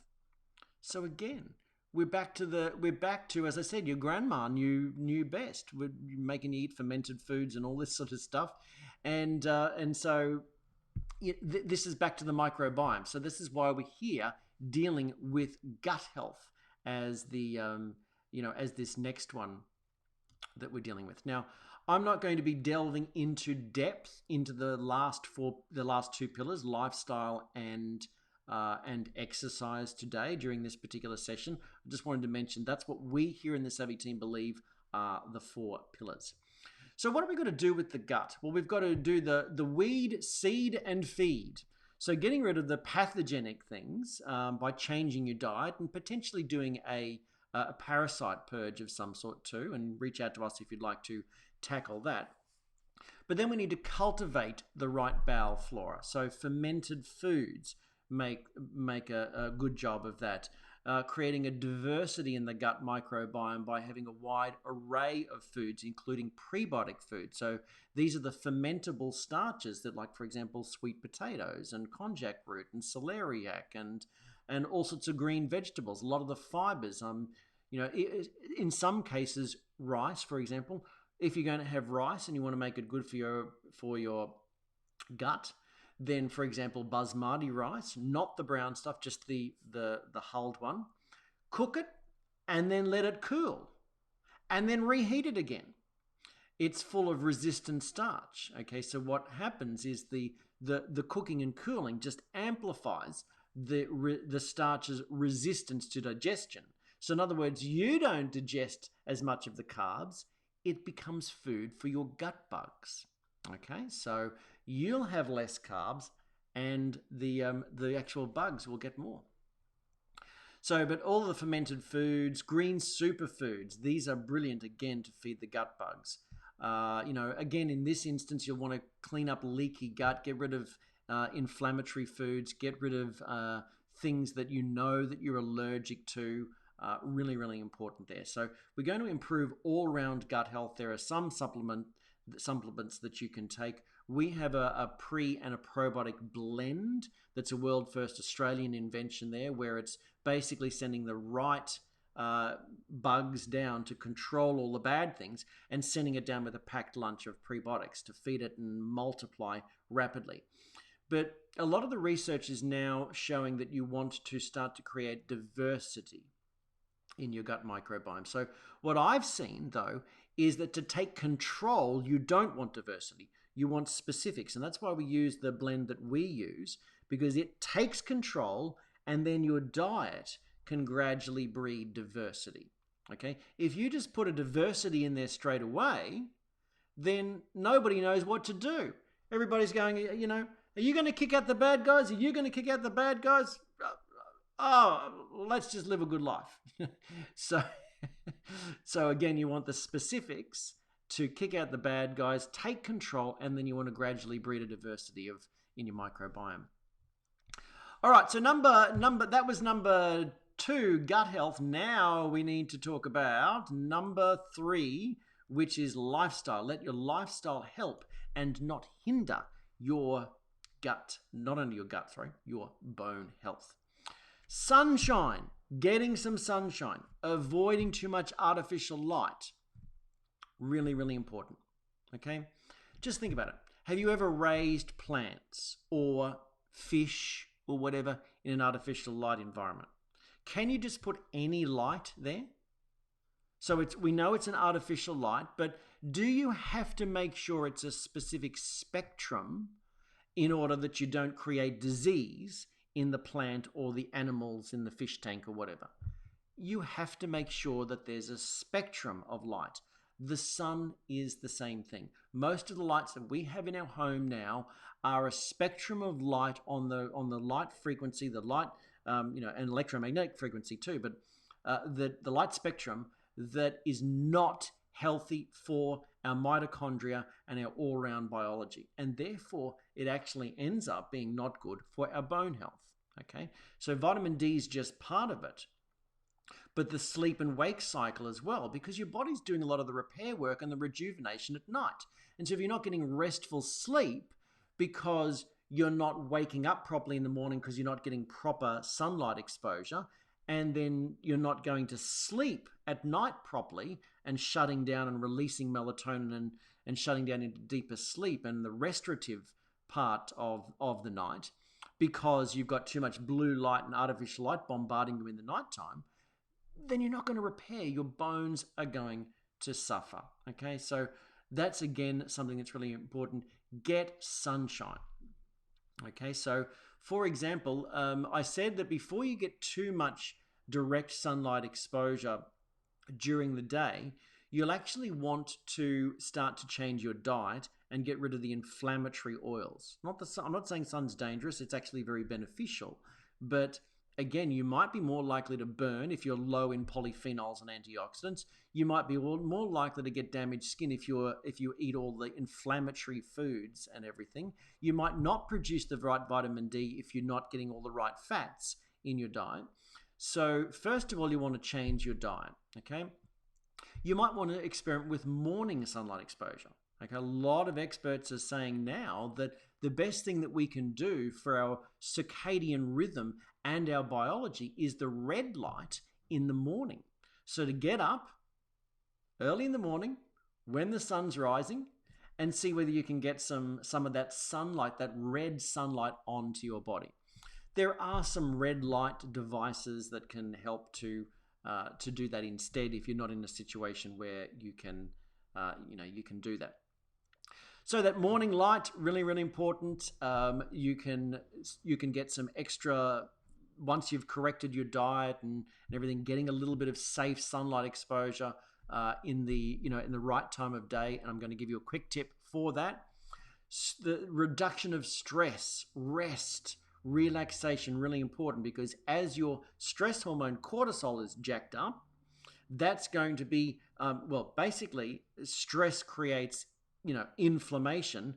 Cortisol comes in to try to reduce the inflammation. Too much of that consistently can mess with your thyroid and your adrenal glands, and then this sets up not a good loop for your bone density. So again, we've got a whole vicious cycle going on here. So the more you can focus on stress reduction techniques, as well as your diet, as well as all that sort of thing, then you're going to end up with healthier bones. So this is all in lifestyle. Really, really important there too. And then the last one was exercise. Now, exercise it's these weight-bearing exercises, okay? So a vibration plate can be good. Just bouncing up and down in one area can be good for bone density. Rebounders can be very good. Skipping can be good. It's exercise that stresses your body. So not swimming and walking. Swimming and walking are great exercise, but there's no axial impact. There's no, bounce on your hips and your pelvis and your spine and everything. And that's the thing that triggers the growth. That's why, astronauts can be moving all the time, but no resistance. Their bones go, we don't need to be strong. So they don't, the strength disappears just in their time and space. Okay. So we need impact. Now, I'm not suggesting that you do high impact jogging where you're jarring the joints. That's been linked to a lot of damage, but we're really wanting to have weight-bearing exercise. And this is where resistance training is also so important. Now, I do go to the gym and do resistance training, functional movements, things that are functional types of things like squatting and pressing and pulling ups and pull-ups and all these sorts of things. And there are machines that can duplicate this for you if you have sticking points in terms of your ability to move. And initially, the super slow movement philosophy of just pressing a weight very slow with light weights until failure was actually developed to help people with low bone density increase their bone density. And yet, so this is the reason that it was developed. And other people such as Dr. Doug McGuff have taken on and made it more popular amongst the bodybuilding arena. But the interesting thing is, going to the gym, I see there are people there that are part of programs, like as in, veterans programs, and there are exercise physiologists there and all that thing. And to be quite honest, I'm disappointed. I am disappointed knowing the research that I've seen at the types of exercise that they put these older people through. Like just doing bicep curls, for example, like this, not doing any functional movements, not getting them to squat, not getting them to stretch, not getting them to really put some weight on things. It's disappointing, quite frankly, disappointing. So do what you can to, even if it means squatting, starting to squat, and you go, well, I can't squat because, this hurts and that hurts and I only get so far down, or whatever. You just keep stretching and pressing, pushing the boundaries, and eventually you'll start to improve. One, you'll create more flexibility in the tendons that might all be calcified, and also the weight-bearing exercise will start to encourage better bone density instead. All right. So there we have it. Woof. Woof. So the savvy quick tip for this particular show, all around bone mineral density and osteoporosis. The quick tip, and this is a new segment that we're introducing in this particular show, is to download an app called DMinder. Okay, so DMinder. The DMinder app allows you to track your sunlight. And so I'll bring it up here on screen. They have a website, but you can search for it in both the Apple App Store as well as the Google Play Store as well. So this is DMinder. And so there's a pro version as well as a standard version. And the great thing is that it can, you plug in your location and it can track your actual location and determine whether you can get good, vitamin D producing sunlight exposure at that time of day. And it syncs up with your phone. And, some of they've got some additional information here to, for example, Dr. Holick, and he's one of the experts on vitamin D and its many benefits in the body. And I use this every day. Every day I am able to get sunlight exposure, but it can show you your optimal time of the day. It can help prevent burns because it's tracking the time, okay? You can have a blood test. You can get your vitamin D tested, and then it can estimate your level of vitamin D by tracking it. And if your doctor won't test your vitamin D, then just reach back out to us, and we will, you will have to pay for it, but we can put you in touch with just an easy way for you to be able to order functional tests yourself. Okay. All right. So that is. So I guess what I'd like to know is has there been any inspiration or insights on that before I jump on into the next part of the show. Let us know if there's been any questions, any inspiration or insights. I'll just take a look in the comments here.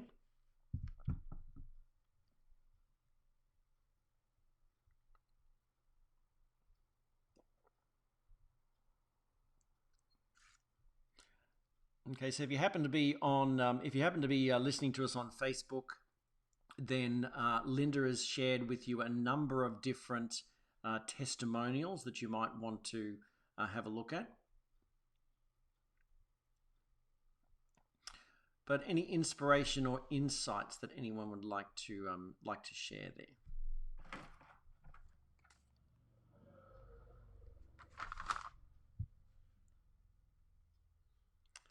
Okay, so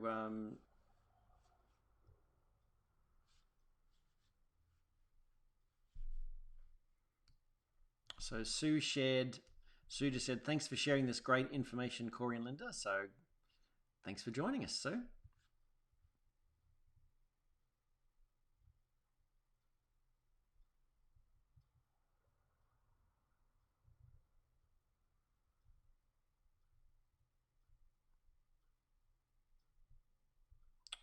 Just checking your comments out. Okay. So what are some of the things that I would suggest that you do to follow up on that? Well, certainly I would encourage you to download the free Eat Savvy Diet. Okay, it's a free download, and this is what I was talking about before about the food choices. You're basically just wanting to err on the right-hand side of the spectrum. These will be the foods that are most likely to lead you towards a higher level of wellness. Now, from there, this is obviously a generalization. So what we do with the diet is we look at the broader spectrum of people, the foods that are going to be good for the most amount of people, put some of the things that are suspect for more people into the middle, etc., and then all the way down on the not savvy side of the things that are pretty much not good for any of us. And so it's a bit of a spectrum there. Now, obviously, all of us have individuality, so individual issues and things that we react to and all that sort of thing. So, if something that that's a reaction for you is on that reacts for you, or that you react to it is in the savvy, then of course it's not savvy for you. So this does not neglect the fact that we all have individual weaknesses related to our history and our DNA and epigenetic profile, all of those sorts of things. So we have additional testing that we can put you through to look at what your epigenetics are calling out for. It's a simple hair test that this is mostly for those in the Australia region, because we can't do these tests outside of where we can get your hair sent to us quickly. But reach out to us and ask us about that anyway. We might be able to put you in touch with other colleagues. But this hair test helps us to find out the things that your body is calling out for right now. So it gives a bit of individual, I guess an individual look at what your body's asking for. Again, with this whole aspect of individual challenges, do I go into it? Might come back to that.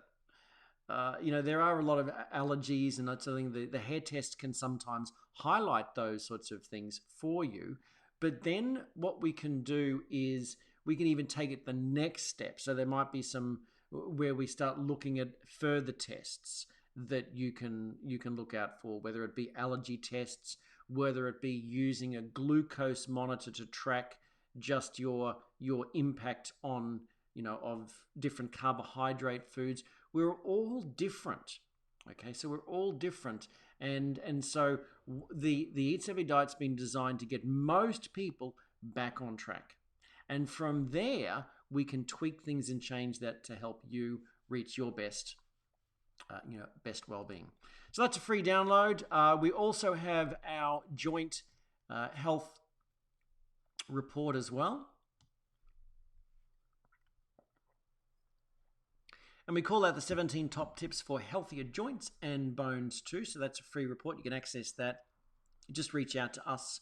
It's also on our blog as well. But specifically on bones, we have a free online class that you can follow up on from this. That's the 9 tips to build healthy bones naturally. I'll just go into a little bit more of the dietary changes there, different sorts of information to what I covered here. And we also have our Joint Mobility Action Plan Masterclass. It's a free masterclass for our members, and we can also show you how to access that if you're not yet a member of our community, and see some of the things that we do for improving joint mobility and joint health. And inside our community, free for members, is our Healthy Bones Action Plan. But currently that's being revamped, but we'll have that back up for you in no time. So how can we help you? How can we help you? We do have an online survey that really is a number of questions that just help us to know what sort of things you're looking for support in. So we'd love to know, how can we help? For your best wellness journey, if you want to cut through the confusion and all of this about building better bones or improving your health, and you want a guiding hand in the process of achieving better bone health and wellness and all these sorts of things, then we can help. Certainly become part of the community today, and you can even start for free, such as, for example, with our Facebook groups and some of our free downloads, etc. So for your best wellness journey, we believe you need a plan. You need some solutions, you need guidance, and you need community. And we provide all of that for you. So the first step would be to request an invitation into our Healthy, Wealthy, Wise group, and then from there fill out our How Can We Help form, and we can start working out a plan that works for you. If there's something that you want to improve about your health and wellness, then we can guide you there. So congratulations for being with us for the healthy part of this Healthy, Wealthy, Wise show. I'll just check whether we have any more questions or comments in.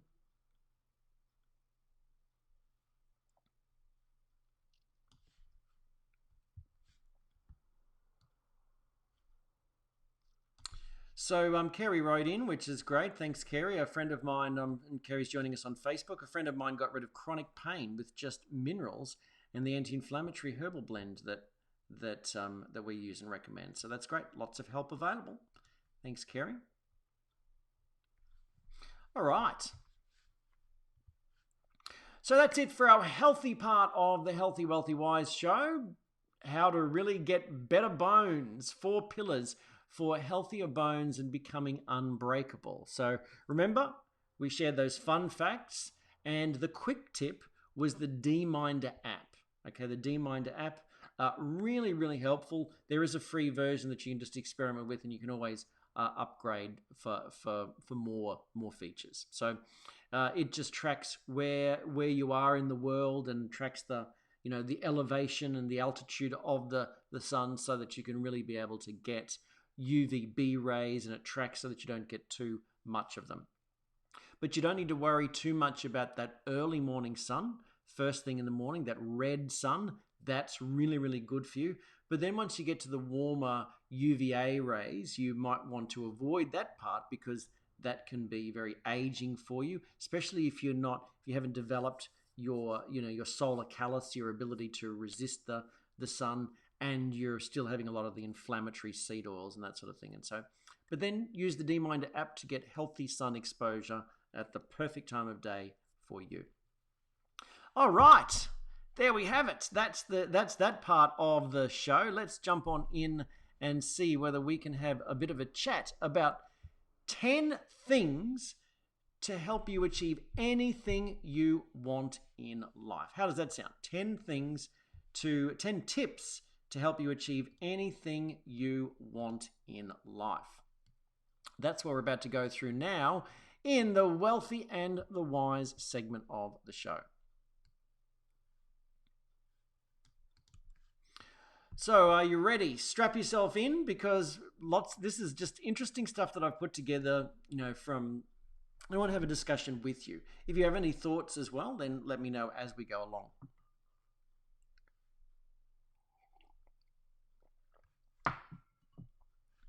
All right, so number one, these 10 tips to achieve anything you want in life is to focus on commitment.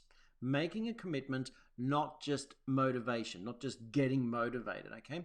How committed are you to the goal? How important is it for you? Good question, same.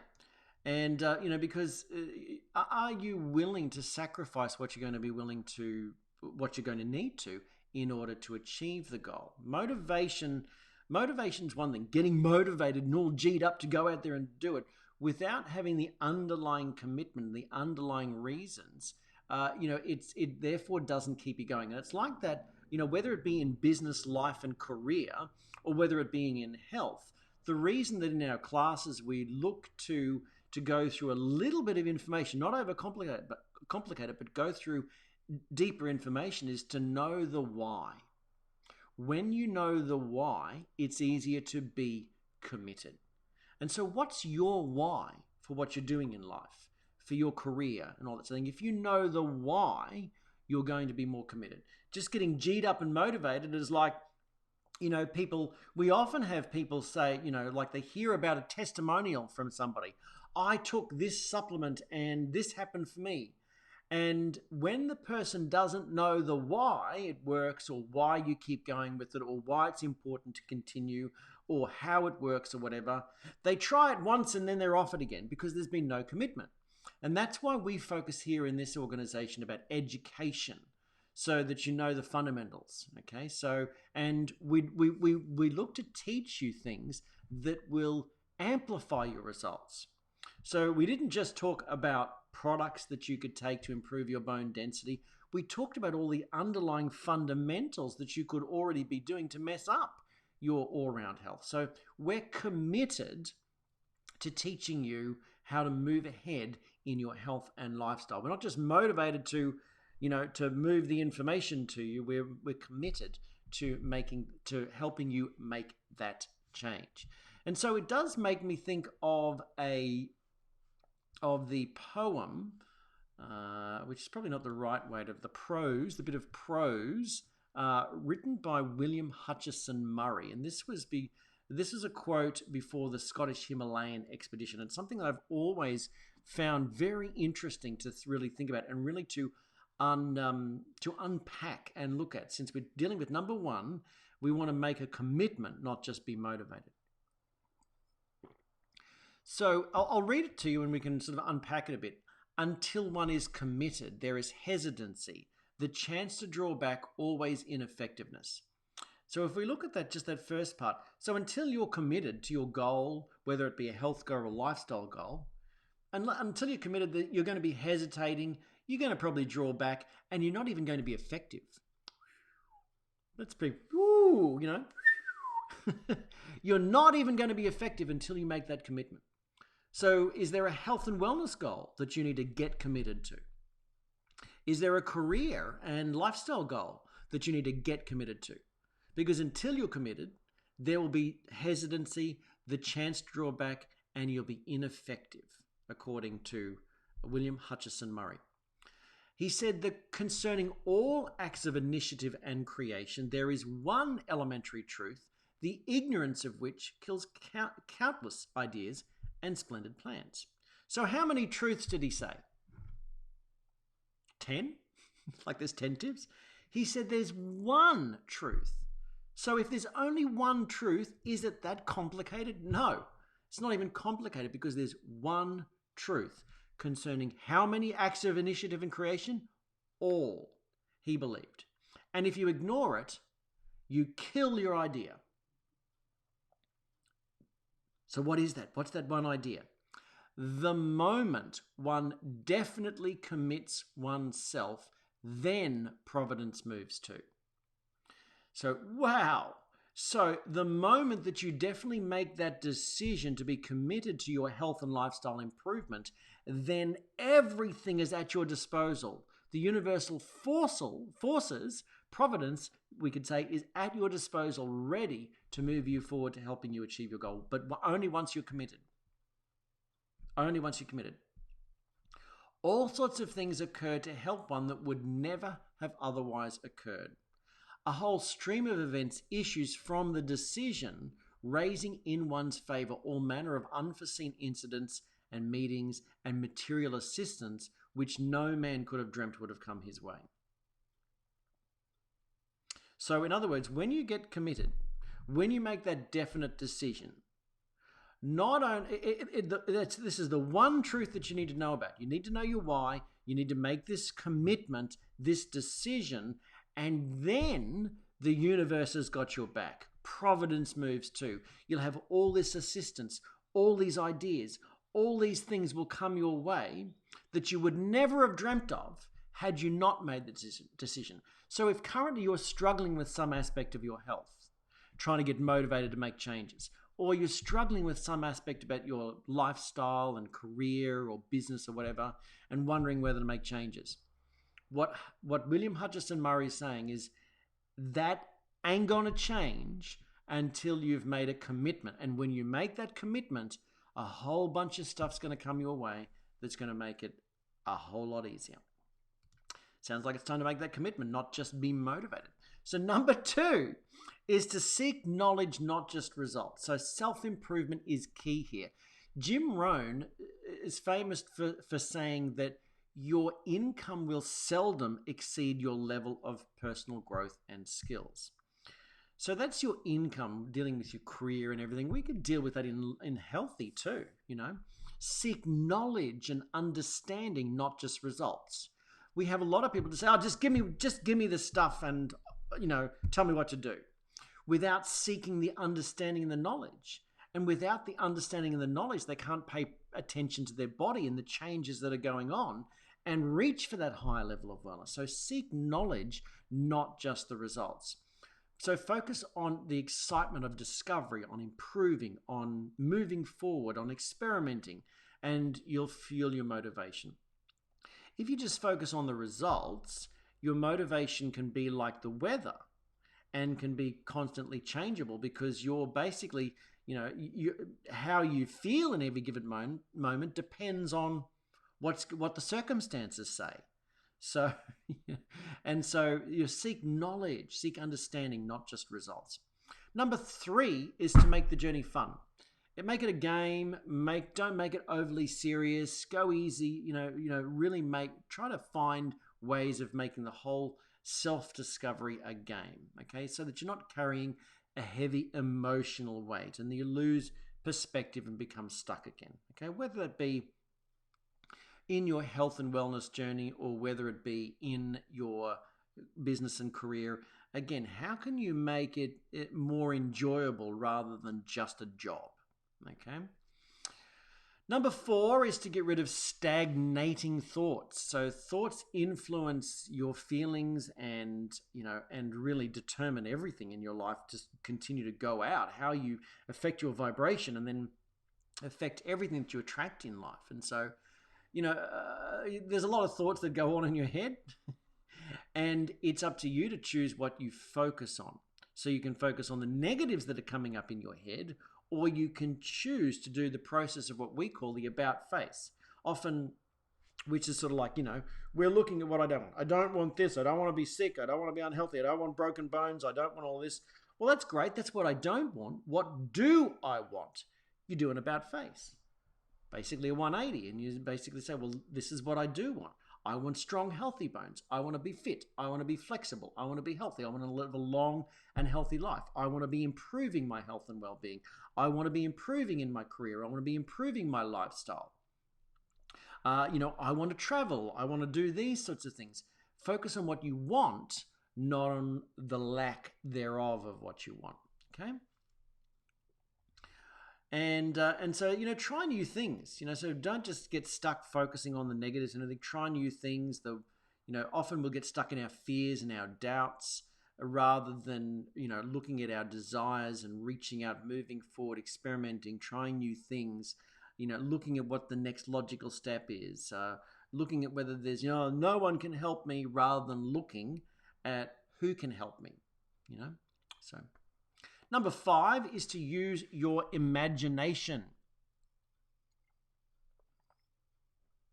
So after you've eliminated all these negative thoughts and the habit patterns of being all negged out, use your imagination to create the image, create the thing that you want to focus on. This is so important, that so helpful. Wallace Wattles, who wrote the book The Science of Getting Rich, basically said this is it, that thinking about the one before, the get rid of stagnating thoughts, he said all you've got to do is want something enough that you can hold it in your mind and keep seeing it there. And he said you've got to use the willpower to eliminate the negative and just keep focused on the positive. So that's the use of the willpower here. So, and then use your imagination. So it's being able to imagine things as you want them. So like, let's say, whether it's health or lifestyle. So if there's something about your health you're not happy about, can you visualize yourself? Can you see? Can you imagine that that's gone and you're now enjoying the fruits of your labor, so to speak? Whether it's a lifestyle improvement topic, can you imagine it done? Do you want a new car? Can you imagine yourself going up to it and opening the door, getting in, putting your hands around the steering wheel? Can you see yourself doing that? So use your imagination. It's just you can reframe these sorts of things. So there's no use just repeating, this isn't working for me, I hate my work, all that sort of thing. That's not going to make you feel better. It's not going to conjure up a positive image. So you can always find something positive to focus on. And that's where the saying of find the joy is important. Find the joy. And that doesn't mean, a lot of people take that to mean only do what gives you joy. No, find the joy. Find the joy in what you're doing. Find the joy in the situation. Find the positive. So find the joy. Number 6 is stop being so nice to yourself, but don't beat up on yourself either. All right? Look, motivation means taking action. Making changes in your life, health and lifestyle means taking action. Action then brings results. So sometimes action does fail to bring the results that we want. And so oftentimes you prefer to be nice to yourself and, not put yourself in a difficult situation. So if I don't try, I won't fail. So you're being nice to yourself. Oh, that's okay. It probably wouldn't have worked out anyway. So you're actually letting yourself off the hook.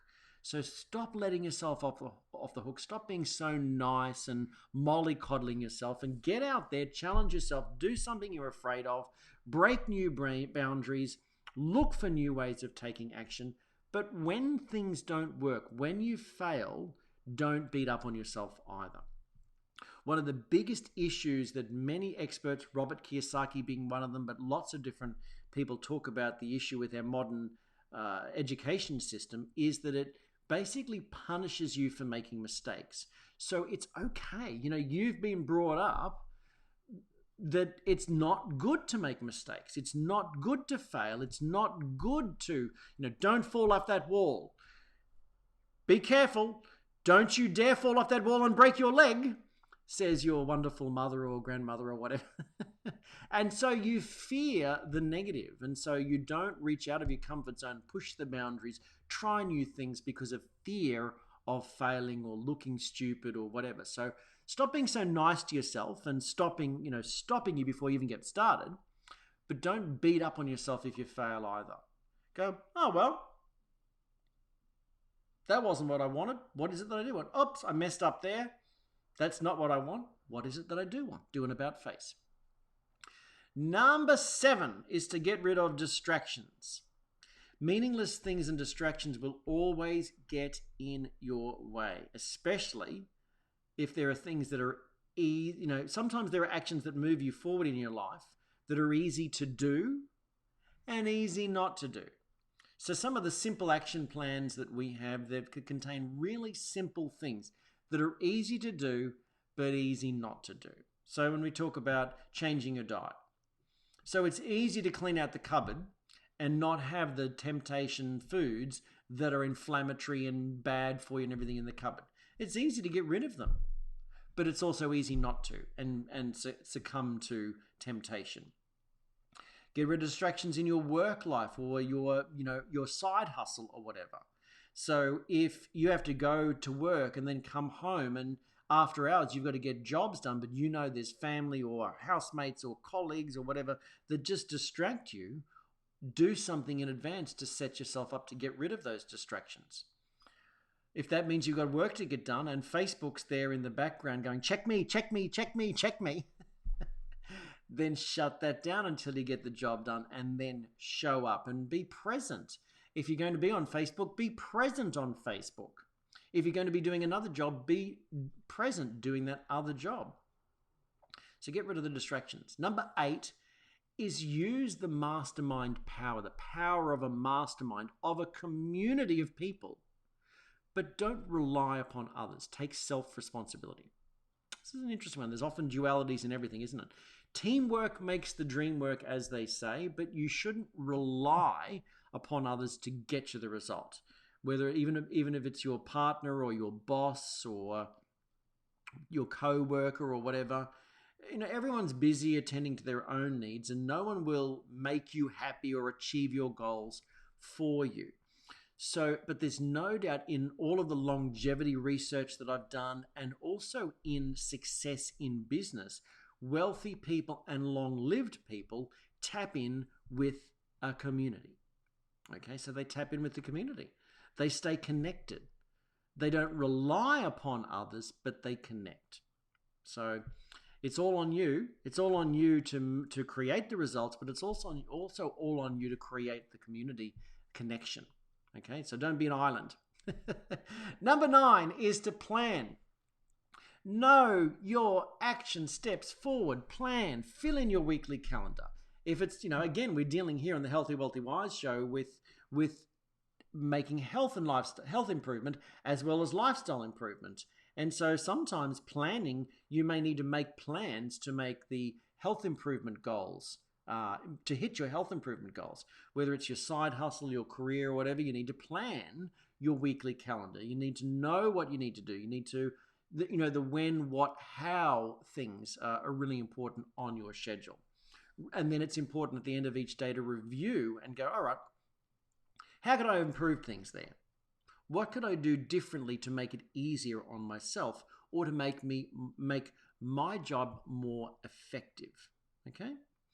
And so it's the same thing, we were talking about building stronger bones on the show today. And so if we, whether it be in business and career, for example, writing the things that will get you moving forward, or whether it be in health and say going to the gym, not just going to the gym and going with a plan and saying I'm going to do this and this and this and this and this, and I find it easy, and then going, okay.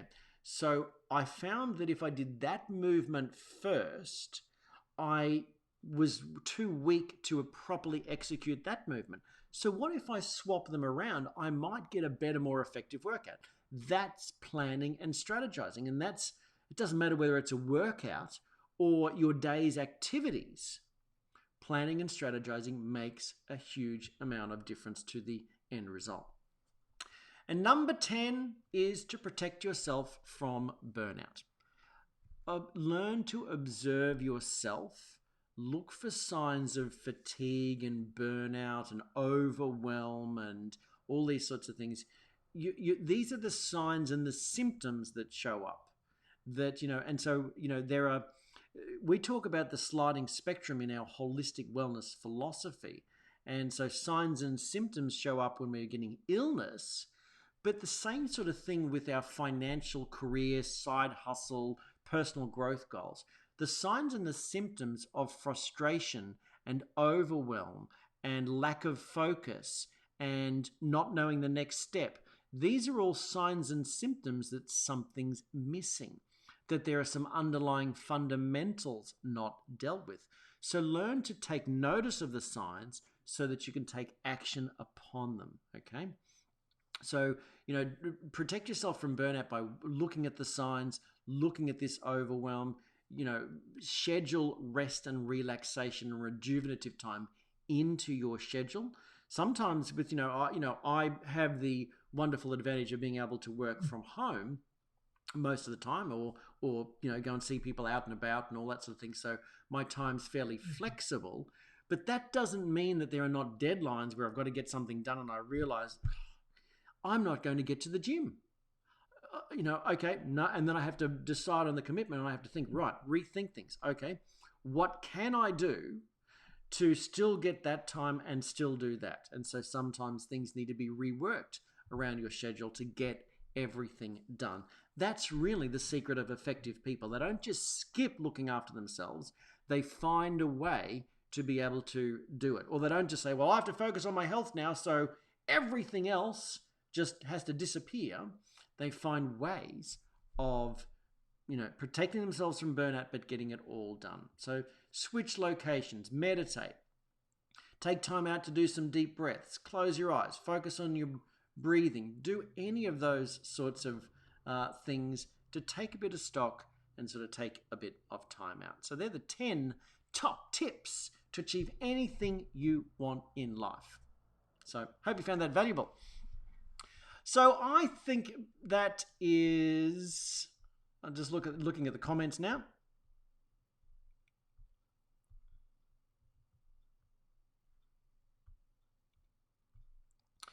So one of the things that we do through our Savvy Home Business Division is help people to create a side hustle in the wellness arena, because it's such a booming industry right now. So, if you're looking for something on the side to do to create extra lifestyle, extra stream of income, and you're passionate about, really helping others and maybe have an interest in health and well-being, then we can certainly help. Then reach out to us and talk to us, and we can add you into our Savvy Home Business private group. So, yeah, there we have it. I think that is it. I don't see there's any comments or questions coming in at the moment, so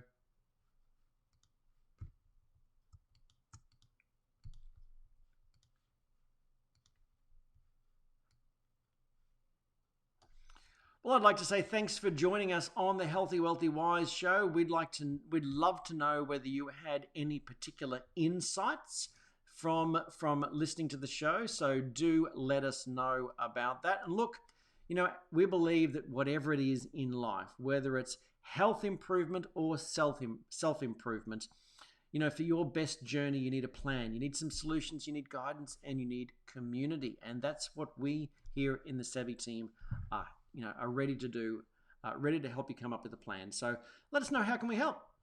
how can we help? We have an online survey that really deals with the wellness issues, but there's really no excuse for you not to reach a high level of wellness. We're here regularly to help you with different hints and tips to help you be savvy, maximize your well-being and lifestyle. So come join us back on future Healthy, Wealthy, Wise shows. Come join us in the community. I think that you'll find it very valuable. There's a whole wealth of information and people there to help you learn and grow. So again, thanks for joining us here on the Healthy, Wealthy, Wise show. Corey Sievers here, encouraging you to be savvy. So all the best, and we'll catch you again next time round.